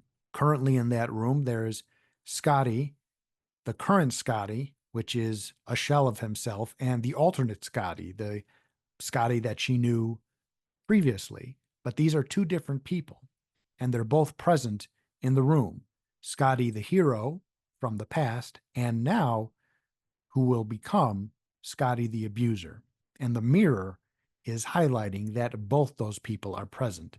At one point, she talks to him in front of the mirror. She's looking in the mirror and looking at him through the mirror, and he's looking at her, talking to him. They're looking at each other, but her back, the back of her head is to him, and we see her looking at him through the mirror. It is the reflection that speaks to him. It's the illusion that speaks to him. What's so powerful is that this captures the theme of the film. You're talking to a person. Who are you talking to? Are you talking to that actual person? Do you care who that actual person is? Or are you only talking to an image of that person, a representation, an illusion, an object, not a real person, but just a representation of an idea? We can also compare this use of mirrors here in the apartment to the image of the mirror in the flower shop, in the sense that in both scenes, the two characters are in close proximity to each other, and yet they're separated by a portal. The portal, in this case, being the mirror. They see each other and are close to each other, but they're simultaneously separated across dimensions. One is in the real world, one is in the reflected world. But then also, what's very powerful about the use of mirrors is this idea of the mirror is the border, the mirror is the portal that separates the two dimensions, the real world and the reflected world, the real world and the world of images. Now, still in this apartment scene, we see the return of the shadow, specifically the return of Madeline's shadow. As they continue talking, Judy's shadow prominently appears on the wall. Again, it's very hard to miss. So the shadow returns and will now take her over completely. Perhaps also now that these two are reunited, the ghost has returned. So, in a sense, again, as Scotty and Judy are now reconnecting, now the ghost is coming back and saying, okay, now that's my cue. I'm going to come back and continue my work of taking over her body, of eclipsing herself. We have a very important line later in this conversation where Scotty says, "I just want to know who you are." Again, this is a very brilliant line for its cruel irony, in that the things that he says are often the opposite of what he actually means. He actually does not want to know who she is. He only wants the shadow, the image, the illusion. So, in a sense, I want to know who you are because perhaps he suspects this person is Madeline. But also, the irony is that we see It's the exact opposite that's true. He doesn't care about who she is. He doesn't want to know who she is. He doesn't want to know who you are. He only wants you to be a representation for him. He wants her to be an object for him. Here's another very short but powerful line in the film. He says, I'll take you to dinner. And then she says, dinner and what else? So there's the existential dilemma of being in the world with other people. Dinner and what else? Well, the implication is then he wants to sleep with her, but the other person does not only want sex. They might, but that's not the only part of it. It's actually much worse. What they really want is your soul. Become an object for me. That's what we see in this film. Dinner and what else? Well, it's going to end up not being sex, but it's going to be far worse. It's going to be your soul. That's what he wants. And that's ultimately what he gets. He gets her to delete her own soul. He gets her to delete her own sense of self because he wanted her as his object. Here's another very clever use of motives by Hitchcock. When Scotty leaves, Hitchcock leaves the camera focused on the back of Judy's head and pans over. Now we see the back of her head, the back of her hair, and it's not in the same hairstyle as earlier. It's not the vortex hairstyle, but the close-up shot of the back of the head that was used so prominently earlier, for example, when they were in the museum, we can already anticipate the revelation before it happens, similar to what happened when Midge reveals her self-portrait. And in some sense, it's the same thing here. That striking image of the prominent close-up to the back of a person's head, well, it's not exactly the same hairstyle, but I've seen this motive before, which was to point out Madeline's hairstyle. So maybe there is a connection, even before it's revealed 2 or 3 seconds later that Judy actually is Madeline or was pretending to be Madeline. We kind of already have that clue because of the use and the recapitulation of the simplest of motives. Now Judy starts to write a letter to Scotty, and she says a very powerful line, which is, "This is the moment that I dreaded and hoped for." Dread and hope here functioning as two sides of the same coin. And this is highlighting very clearly for us one of the important themes of the film. What you long for most will also be what destroys you. It's also important to note that she knows this. She's pointing this out. She's saying this explicitly, and yet she still continues to dive headfirst into oblivion, to continue down the corridor of mirrors towards oblivion. Another brilliant inversion in this scene is that she writes the letter only immediately to rip it up. So again, another example of how the film is full of inversions, dread and hope. This is the moment I dreaded and I hoped for. And the inversions are synthesized. Another inversion, she writes the letter only to rip it up. She creates it only to invert it and destroy it. The creation and destruction linked together in the same act. This is foreshadowing what will happen to her by creating or recreating the image of Madeline. That act of creation, that very artistic act of creation, is exactly what destroys Judy. So dread and hope, creation and destruction. Also in this writing of the letter, Judy says another very powerful line. I made the mistake. I fell in love. Another inversion. Again, what she's referring to here is, of course, I made a mistake in the plot. I foiled my own plot. I foiled our crime because the mistake that I made is that I fell in love. But what's also very captivating here and very interesting is linking love with a mistake, as if she is saying, what I want more than anything is this love. And we see that that is true because that compels her to continue along with this charade with Scotty as far as it'll go. But I also know simultaneously that this love will destroy me. So in this context, in the context of this film, these inverses are unavoidably connected. I fell in love, which would be a good thing, but that falling in love was a mistake because I know that this love will destroy me. So again, this linking of opposites into and fusing them into two sides of the same coin. Scotty and Judy come back from their date, and Scotty says, Judy, you don't understand. And she says, oh, I understand all right. I've been understanding since I was 17. As she says that, we can pause there and contemplate.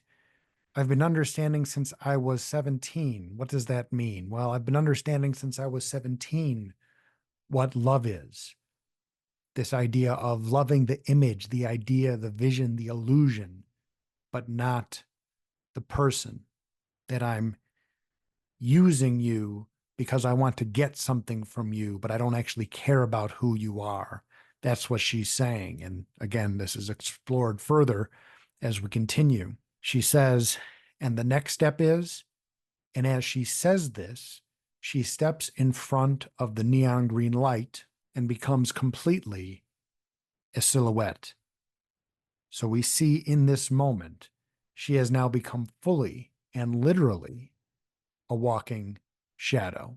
She is no longer a person, or she is in the process of becoming that which is no longer a person.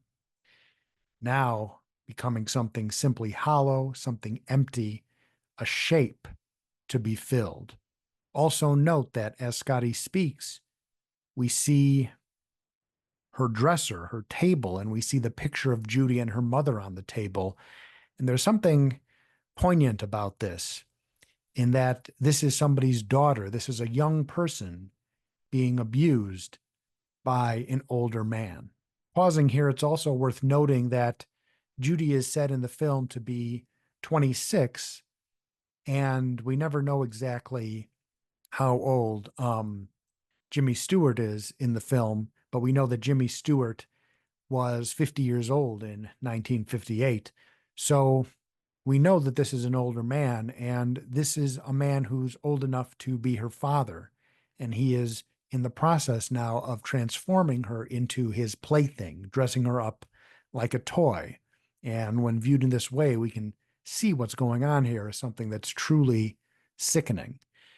And perhaps there's insight here in this film into sexual abuse, in the sense that the abuser wants control. The abuser wants the control of turning the other person into an object, as if to say to himself, I've made this person my toy. And indeed, if we continue along these lines, we can think about how this is perhaps a viable, reasonable explanation for Scotty's behavior. It certainly doesn't excuse it, but we can perhaps understand where this twisted motivation is coming from, in the sense that he feels powerless.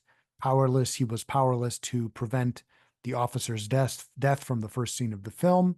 He feels powerless to have been able to, not being able to prevent Madeline's death.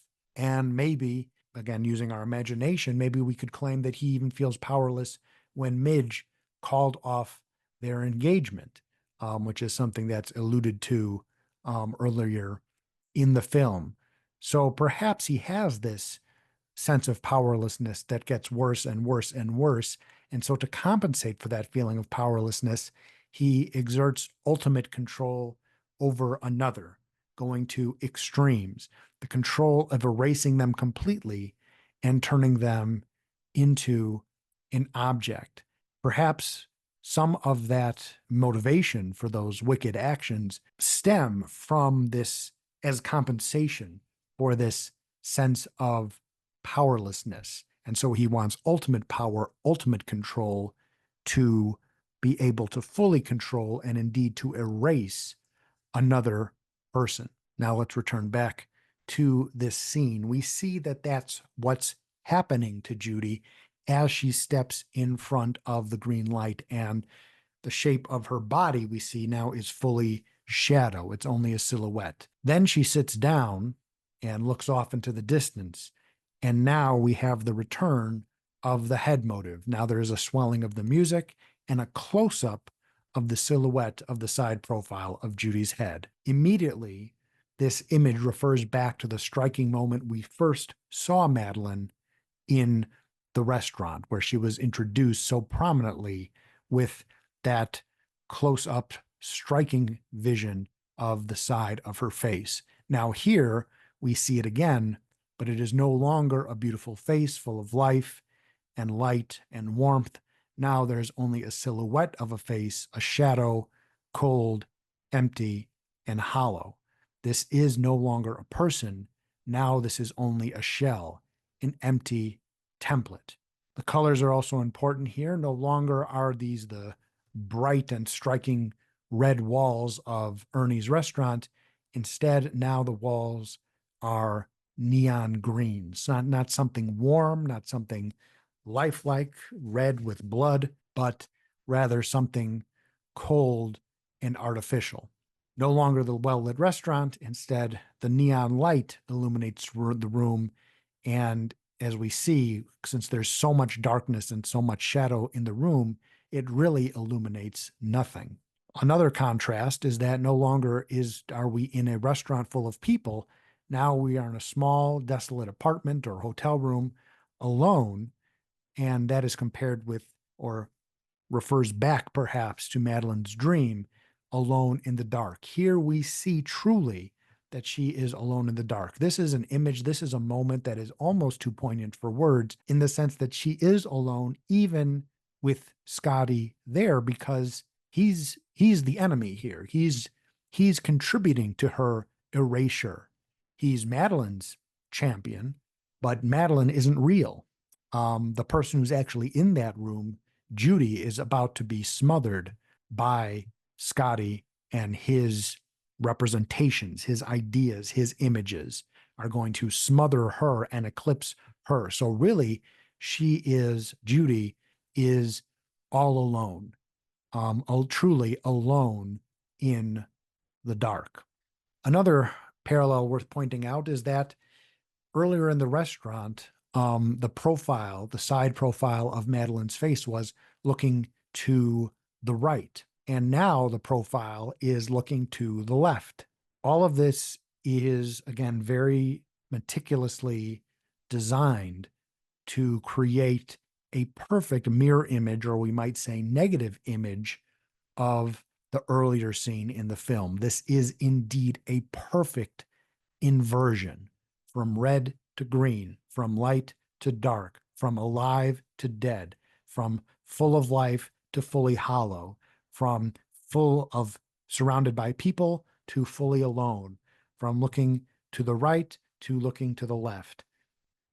As Judy says this, as this close-up occurs, the music swells up and closes up on the side profile of now just the shadow of a silhouette. Judy says, "Is it because I remind you of her?" And this is accompanied by the recapitulation of the head motive, which is now hollowed out, completely inverted, and we immediately are able to perceive the significance. What is the significance? The significance is because I remind you of her, only in form, only in shape, only in outline. But now, in becoming this, I am reduced to only an idea, a silhouette of a person, a shadow. I'm filling in the blank there with those lines, but through the line, because I remind you of her, and the image of the silhouette, all of this is presenting to us one of the main premises and themes of the film. Scotty is in love with Judy, not because he is in love with Judy, but because he's in love with the idea of Madeline that he can conveniently transpose onto or superimpose onto Judy, because Judy conveniently looks like Madeline. But Scotty is not in any way hesitant to say that he does not care about Judy. He cares about the image, the vision, the illusion. And this makes Judy, in his eyes, through his gaze, nothing but a shadow, a shell, a silhouette to be filled in with his mind, with his ideas. There is no longer any room for Judy's own self. And we see this philosophy communicated visually. Now we see her face in the neon light. Now we can see half of her face illuminated. We can see her expression. We see her face in the neon light. We see her expression, and she says, "Yes, I will see you again." But her expression is an expression of pure terror and dread. Clearly, she knows that this relationship will only end in doom. Clearly, she knows that by playing along with this very, very clearly and directly and explicitly, she will be destroyed. Judy will be erased.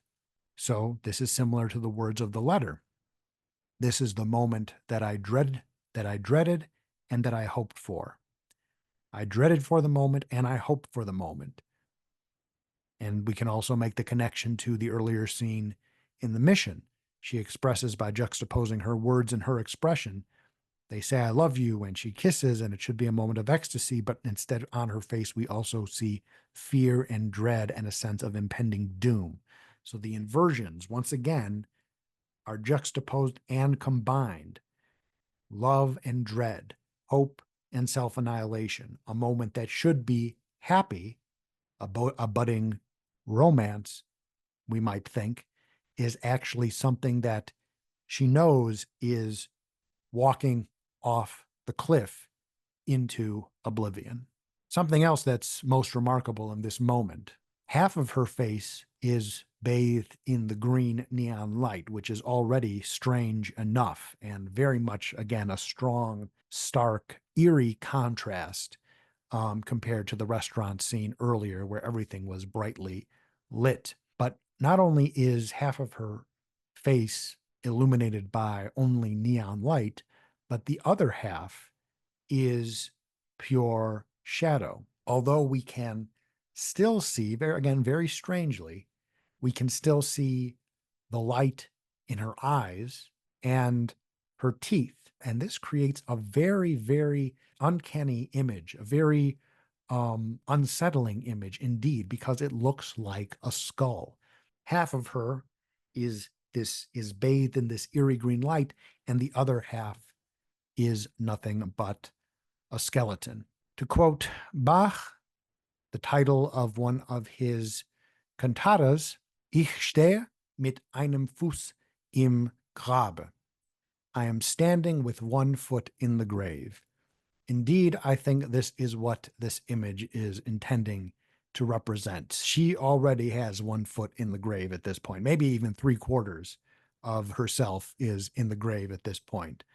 Next, we have a scene in the department store.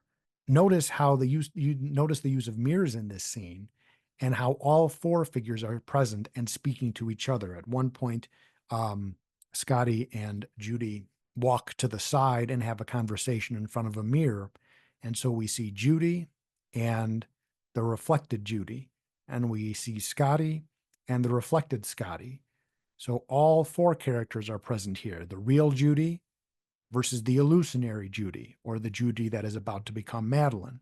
We see Scotty, the image of the person that she originally fell in love with and wants to be with, and the Scotty who is her current abuser. So again, another powerful image that communicates to us that each person has multiple identities within themselves: the real self, the illusory self, the past self, the present self, the heroic self, the shadow self. All of those elements are present within this interaction. In this scene in particular, it's very clear that at this point in the story, he has become the antagonist. For the first half of the film, there was no question he was the protagonist, and we empathized with him. We were trying to figure things out with him, from his perspective. Now we watch his actions and we're repulsed. We're disgusted. We're appalled. He is the villain who is actively destroying Judy at this point. And so, again, another inversion in the film itself, in the narrative of the film itself, is the inversion from hero to villain. And likewise, the mirror image of that with Judy. At first, she was perhaps not the villain, but a very mysterious character who, again, we could never really fully understand. And as we find out halfway through the film, she was actually somebody who was manipulating him. But in the second half of the film, she goes from, in the first half, what we might call a villain, or at least being in cahoots with the antagonist. Now she becomes the hero of the story. This becomes a film about her and her descent into oblivion. And yet, here's another inversion that we can point out. In the first half, we feared that the ghost was robbing her of her identity. But now we very clearly see that Scotty, who was supposed to protect her from the ghost and was supposed to help her destroy the dream, in his words, he's now taken over the role of the ghost and is robbing her of her identity. To continue along this line of thinking, indeed, Carlotta here gets the last laugh because Scotty completes her work. He did what she could not do. She gets her revenge through him. Again, another irony, another inversion. He was supposed to be the hero protecting her from the ghost. He ends up being the ambassador of the ghost. He ends up doing the ghost's work. Again, my interpretation of this is that Carlotta is saying to herself and to them, you mocked my story, so I will curse you. But the curse, we'll notice, does not occur through supernatural means. The curse is transferred through and executed through human means. Indeed, not only through human means, but through a romantic relationship. It's through this relationship of love. They both want to love each other. Judy wants to be with Scotty. Scotty wants to be with Madeline. And therefore, Judy and Scotty form this relationship. And it's through this relationship, through this bond, that's how the curse is transferred. This highlights one of the central themes and one of the central inversions of the film, that love is the curse. The blessing can also be a curse. Now we're back at his apartment, and here's another inversion. The first time she's at his apartment, he had just rescued her from the water. Now she is back at his apartment, and he is about to destroy her. So, again, a recapitulation of a mirror image of an earlier scene in the film, but it's an inversion of that scene in the sense that, again, before he had just saved her, now he's about to destroy her, highlighting another inversion. The roles have completely flipped. First, he was the hero, and she was the femme fatale, we might say, seductive, mysterious, dangerous. As an audience, we empathize and identify with Scotty and cannot understand Madeline, but now in this scene in particular, he is the callous villain whom we detest, and she is the hero with whom we empathize and identify. We see that in the end, by the time this film is over, she is the portrait of humanity in this story. We get to some of the most poignant dialogue in the film, where she says, couldn't you just like me the way I am? And then resigning herself to say, I'll wear the darn clothes if you'll just like me. Scotty in this scene also says, Judy, please, it can't matter to you. This is the height of cruelty, we might say, to say, oh, it can't matter to you. It can't matter to you if you erase yourself. This is how cruel people can be. She says, if I let you change me, will that do it? If I do what you tell me, will you love me? And he says, yes. And then she says, fine, then I'll do it. I don't care anymore about me. At this point, now it becomes clear what this film is about. That it is not, the film Vertigo is not a murder mystery, but a portrait of an abusive relationship. For both of them, the desire for love is poison.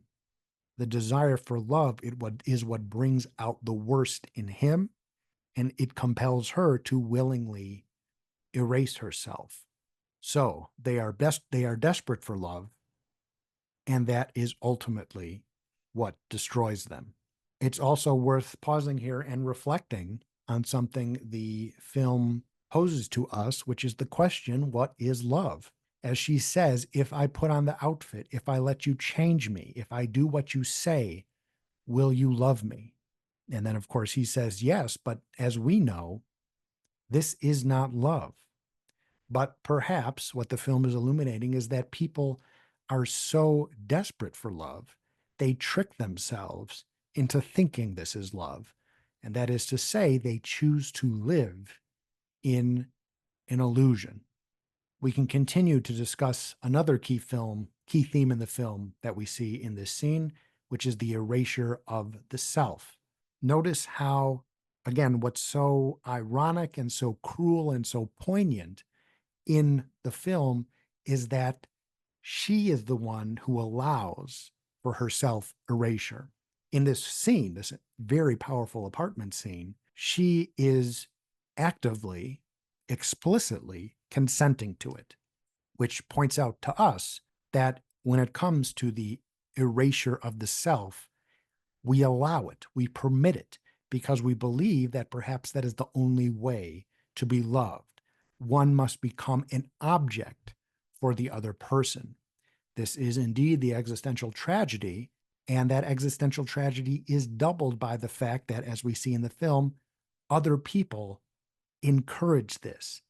They want you to become an object, an idea, an image, rather than a complicated self with your own will, with your own consciousness. So when you couple that vulnerability with the other person who actively wants you to do that, who actively wants you to be their image, their representation, their vision, their illusion. Now you have, again, as we've seen earlier, a match made in hell.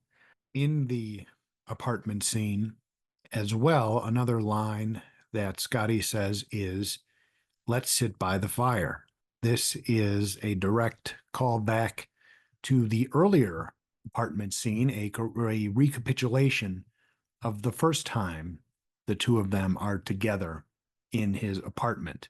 So this again serves as another clear indication that this is intended to be a recapitulation or a mirror image of the earlier scene. But again, this time we see it as an inversion.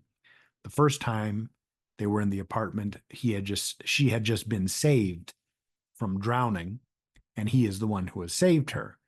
Now, here at the end of this second apartment scene, this time it is right before she is about to drown, and he is going to be the one who does the drowning. Even before the transformation takes place, there's something very, very remarkable about the setting that Hitchcock creates in the apartment. Now, we've been in the apartment before. At first, the first time we were, or I'm sorry, in the hotel room. The first time we were in the hotel room, it was during the day, and that was pretty normal. Another time we return at night after Scotty and Judy were on a date, and that seems a little bit eerie in the sense that, again, the room is full of darkness and full of shadows, and the only illumination we see is the illumination from the neon sign.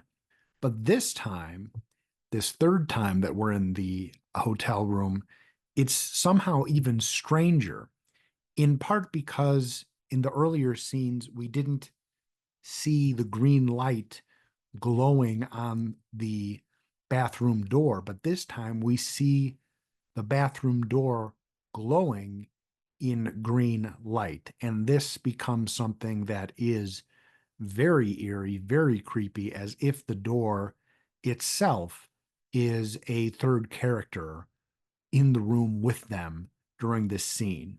Now, the first thing to point out as we're talking about this scene, this preparation for the transformation, is the fact that, again, the characters are talking to each other through the mirror. In the mirror now also, we see the bathroom door now glowing in the eerie green light, as if it is inviting them beckoning them, encouraging them to use it as a portal. It is indeed ready to serve as the portal to hell, to serve as the door through which one can pass between dimensions. And the fact that we see the door glowing in the mirror as well also gives it that eerie quality, as if it is already on the other side of the mirror. It's already in the reflected world, beckoning us from the real world to cross over to the other side. What happens next, I think, is one of the most extraordinary moments in the film. Again, this is even before the transformation, which is her walking towards the door, preparing for the transformation. She walks towards the door reluctantly, resigned, as if she knows she is walking into hell, walking into what she knows is her own death. And indeed, it is her own death.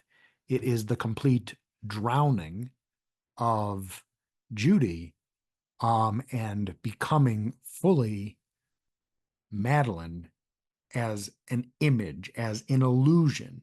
The real person, Judy, no longer exists. Now she is left with living only as an illusion.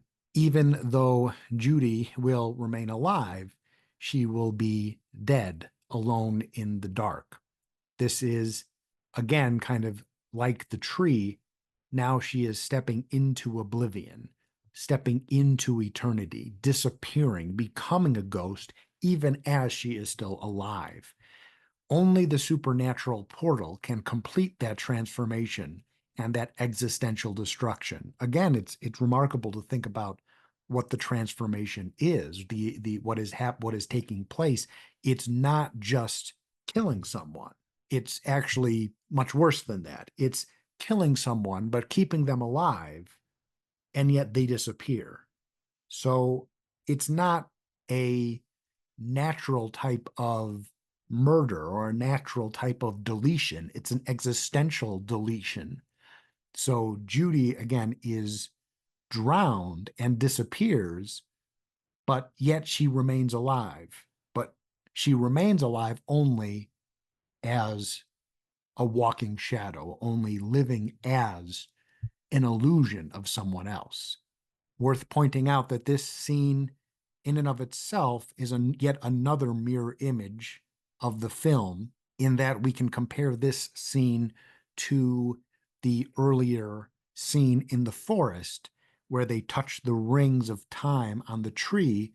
There, she touched oblivion, but now she is entering into oblivion. So this is almost a direct recapitulation of that scene in the forest, but now it's augmented to something much worse. Touching oblivion versus walking into oblivion. Another parallel or inversion that we can analyze in this moment is there, oblivion is something that is manifested naturally. It's the rings of time on the tree, which is a natural occurrence. But here, the oblivion is something that is created or brought about or manifested supernaturally or artificially. She enters into oblivion, but not through natural means. Instead, it's through the means of style, the means of artifice, stepping into the world of illusion. As we see with so many of the mirror images in this film, the scenes are parallel, but also inversions. Now, of course, we have the transformation scene. She steps out of the unnatural haze. Of course, she opens the door, and then we see her in this haze, which is, again, quite a remarkable image in the sense that she is some kind of angelic or ghostly, probably more appropriately at least said, ghostly vision.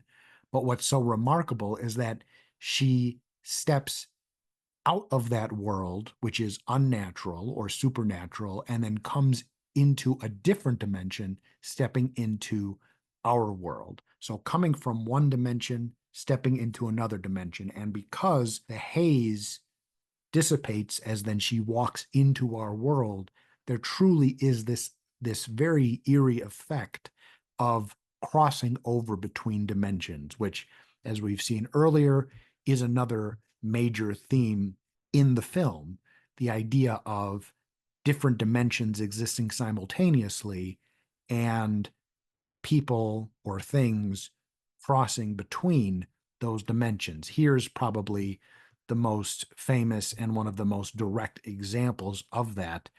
Because of the haze and then the dissipation of the haze as she steps forward, we clearly have, there's the effect, the feeling that she is stepping from one world into another, which probably gives us the impression right away that there's something very wrong about this, that there's something very supernatural and unnatural about this. You shouldn't be able to walk between dimensions. We're not supposed to see this character again, but somehow she's able to step back into our dimension. And we know that Scotty and Judy are both playing with fire in the sense that they're trying to master and harness the world of illusion. But again, as the film makes clear, you cannot have your cake and eat it too, especially with the green light now enveloping them, is that now they have both clearly decided to live in a world of illusion. He's clearly decided that he wants this. He wants to pretend that he is with Madeline, and Judy is happy to pretend as well and live in this illusion. So they're happy to, at least for the moment, set up this illusion for themselves and to live their lives in this world, this realm of illusion. One of the things that, again, the film points out, for love, you might choose to live in a world of illusion, but eventually that illusion will destroy you because you cannot control illusions. The illusions control you.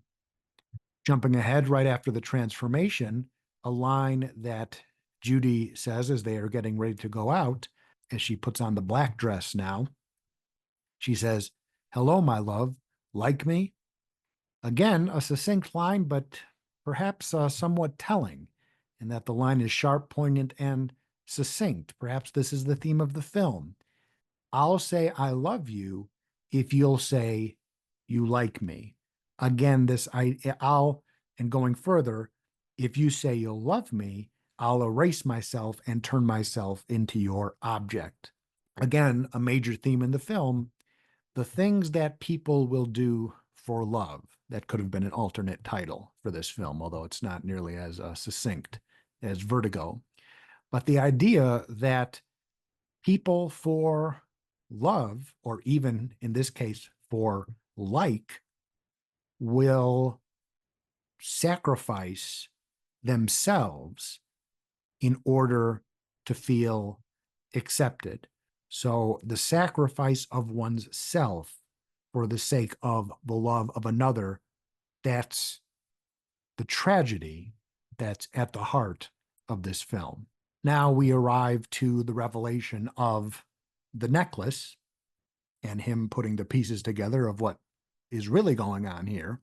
When Carlotta comes back, I really have the sense, this is my interpretation, but I really have the sense that he's not only remembering where he's seen that necklace before, but Carlotta herself is coming back and is present in this moment and is mocking him.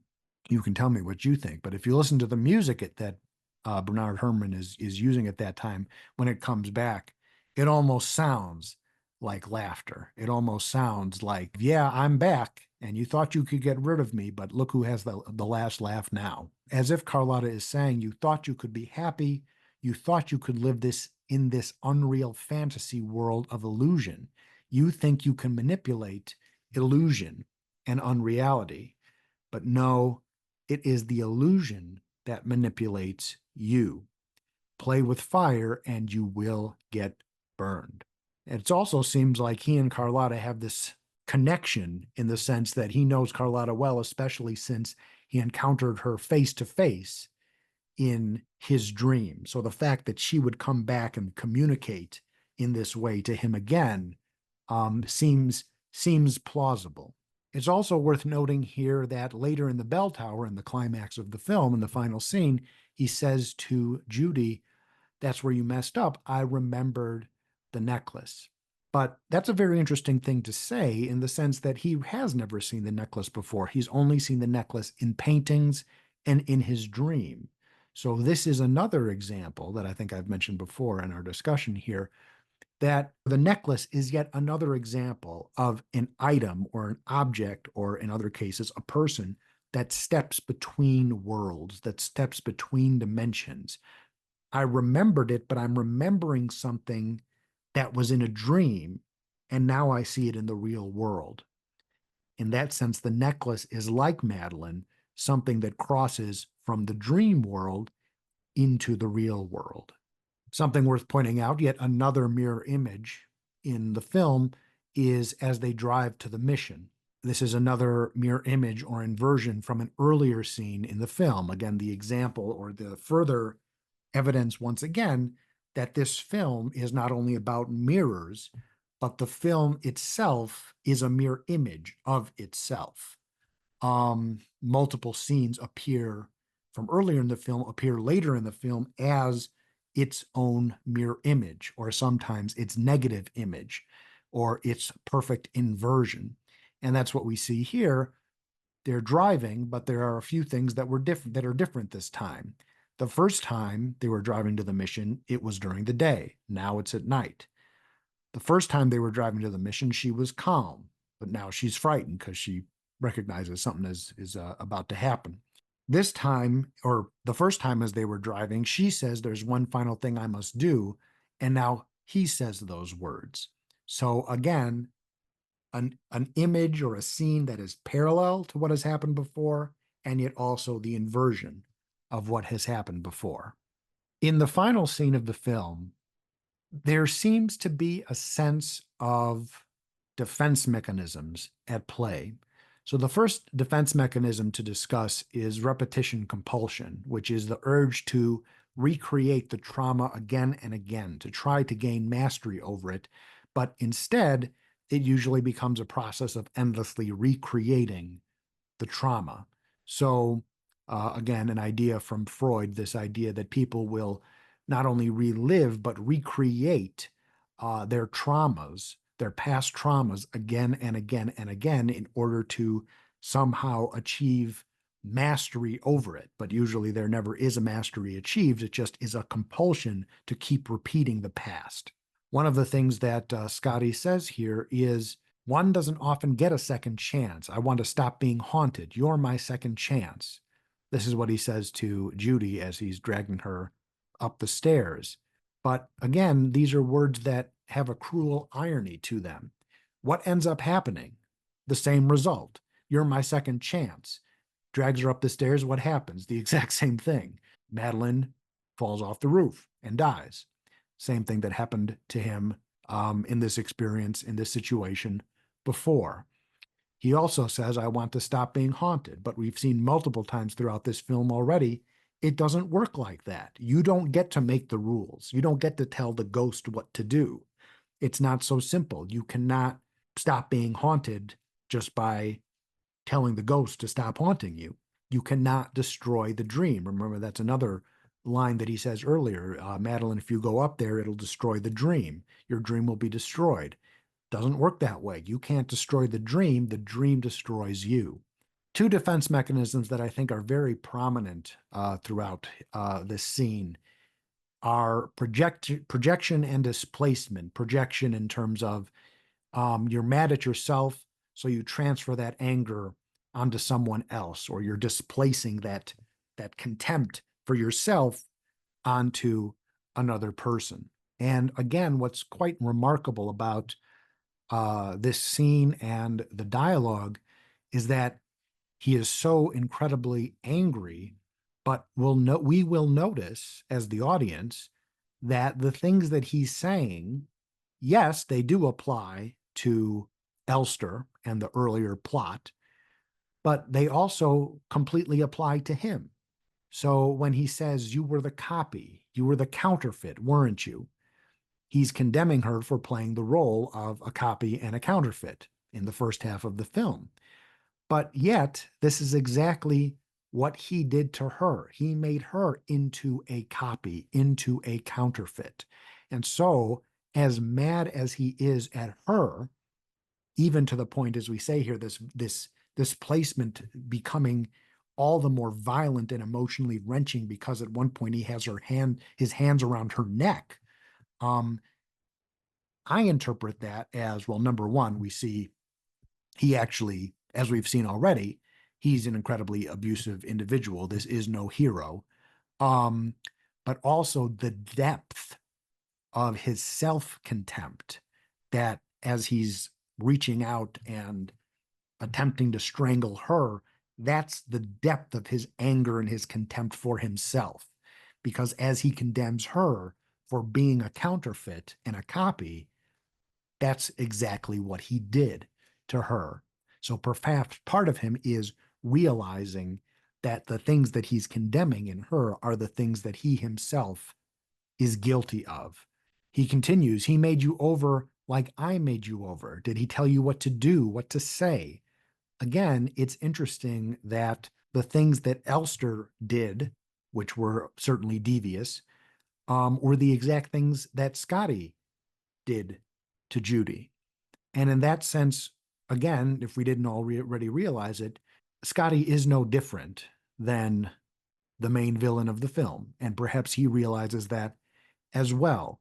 He's become the villain. In the first half of the movie, he was certainly the hero. But in the second half, he plays the role of the villain. And perhaps at this point, he realizes that he has no moral high ground to stand on. He has lost himself in the sense that he has become what he is condemning. He has become the villain of this story.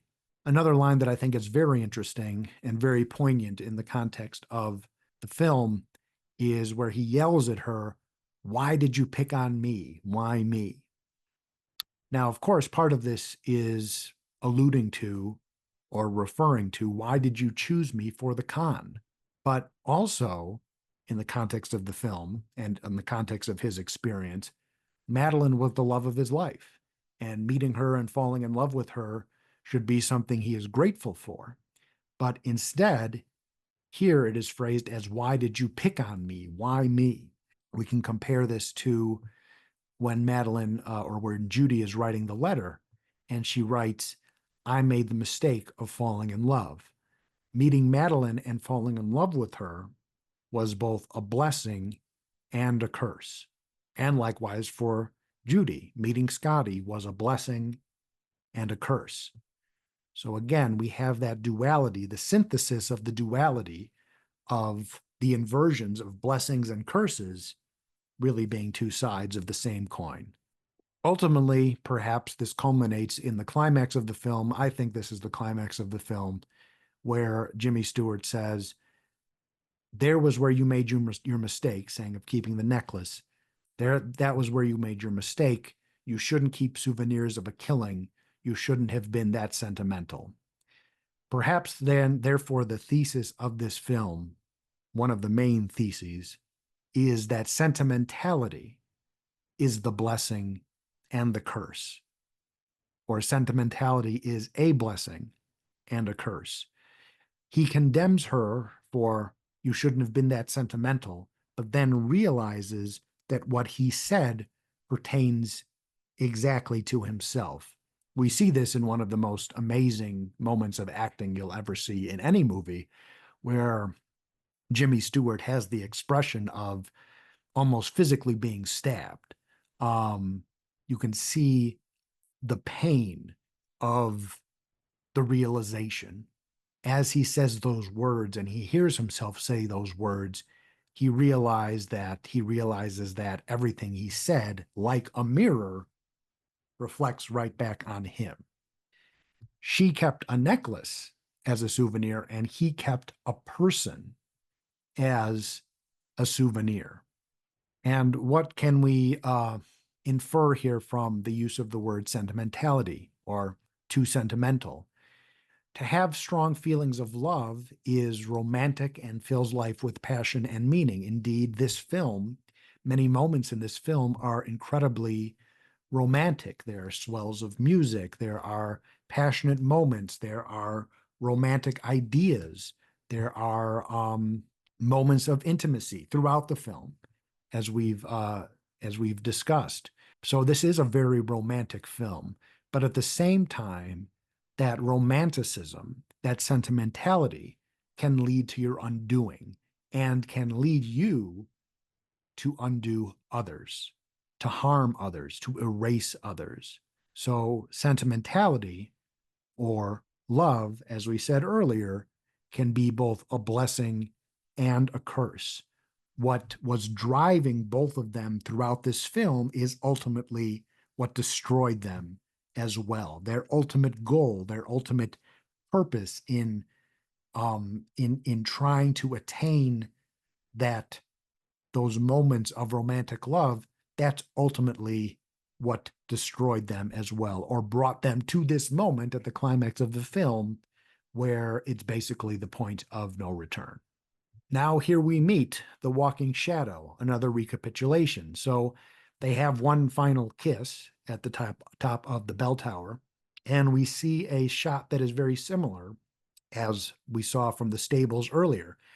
They are kissing and they are looking over, and she is looking over her shoulder.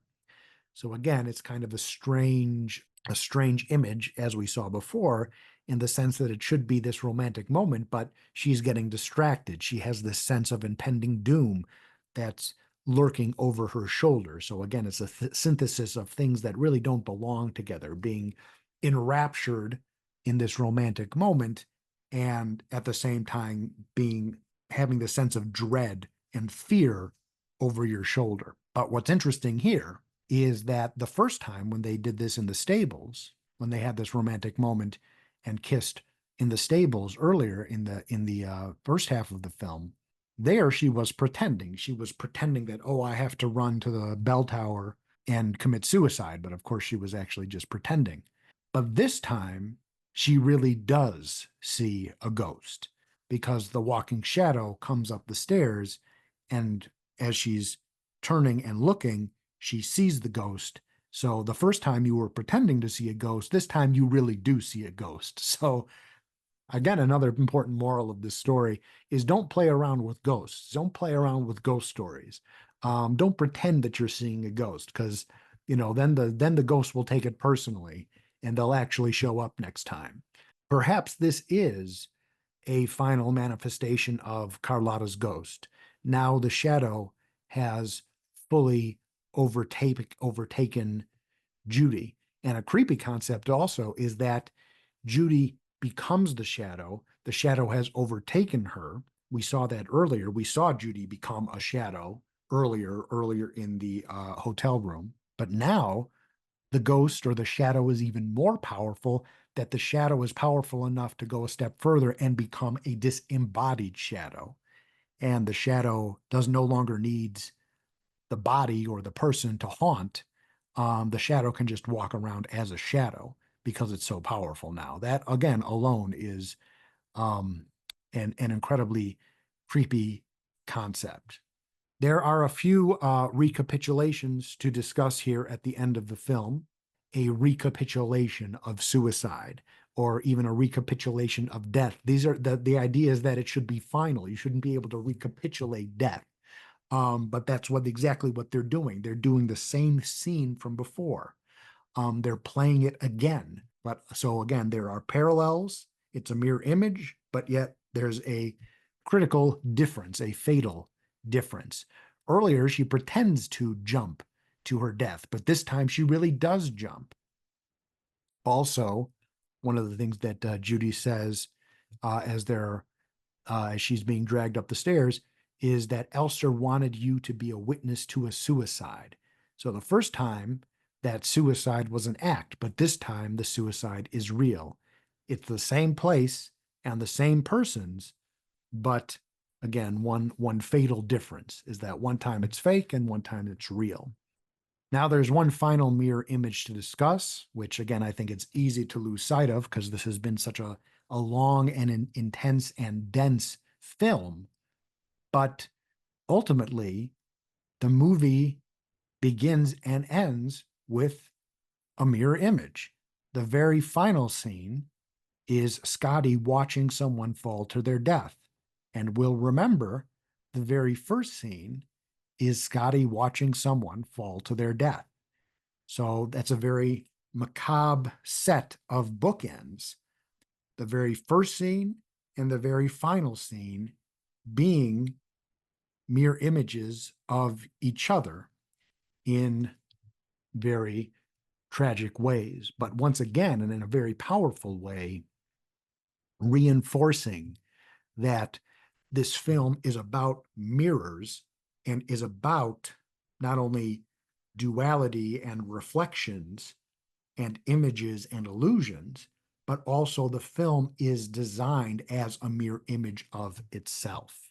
I did want to end with bringing back the idea of classical music. As I said before, as I said at the outset of this in-depth video, I think that this is the greatest movie ever made. I know I'm not alone in that opinion.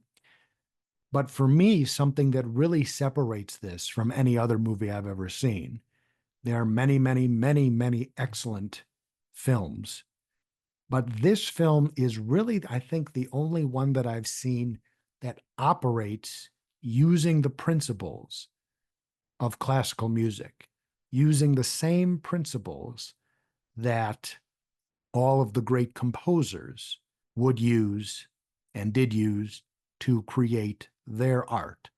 And so I'd like to end with a discussion of just two important principles of classical music that I hope that I've shown resonate throughout the film Vertigo. First, there's the theme and variations, the principle of theme and variations. What the composers will do is they will set up motives and themes and then manipulate the themes and the motives, develop them, create variations throughout the work. Often, these motives are very simple. Again, Beethoven is a case in point. The musical ideas are often quite simple, quite discrete, usually actually nothing remarkable about them. But it's the ability to develop them, to manipulate them, to contrast them, to combine them, to expand them, to show them in different lights. That's what makes the music powerful. That's what makes it engaging, and that's what makes it insightful and significant.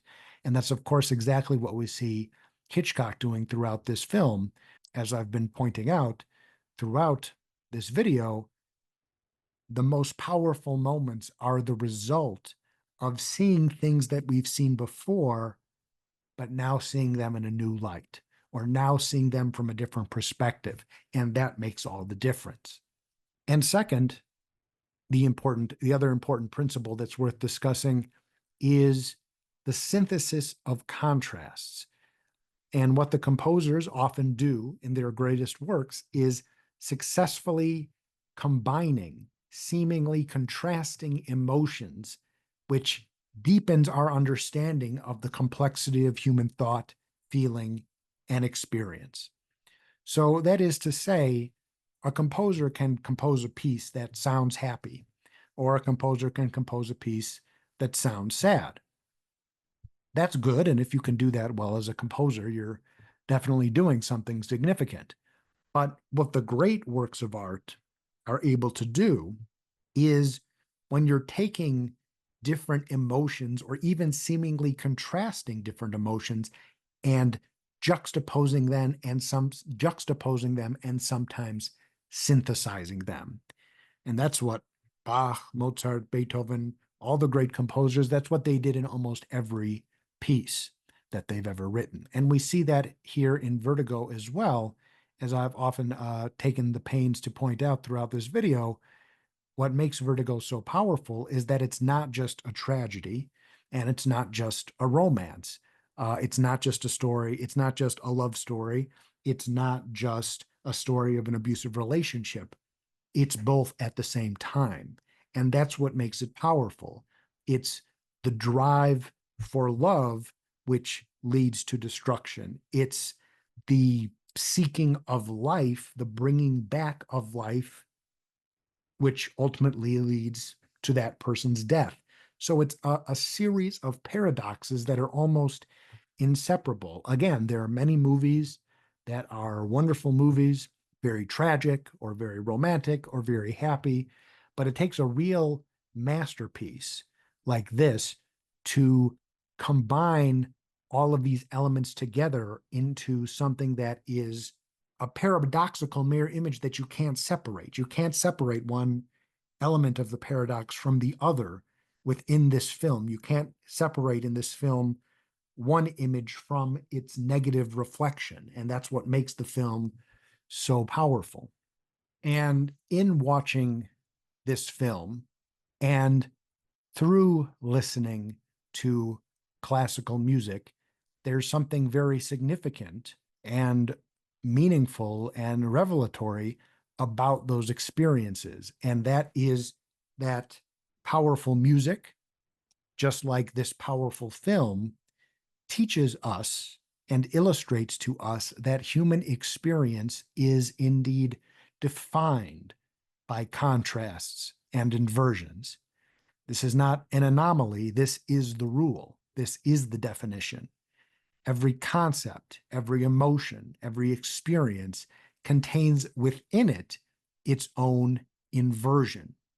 I think that's an important thesis of the film Vertigo. And in fact, we might add to that within every self contains its own inversion.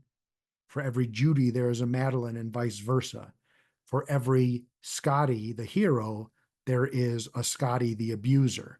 There are these multiple selves, these contrasting selves, these almost inverted selves that are present within each individual. Concepts like life and death, reality and illusion, love and destruction, beauty and the uncanny, all of these seemingly irreconcilable dualities are in fact two sides of the same coin.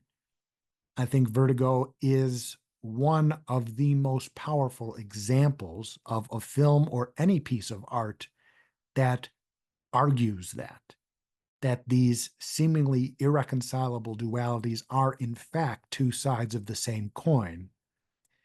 And reflecting on that within the context of this film, I believe can help us to even further to appreciate the music of the great composers that often make the very same point. The inverse or the converse is also true. Listening to the music of the great composers and appreciating that music deeply helps us to further and more deeply appreciate the masterpiece that is Alfred Hitchcock's Vertigo.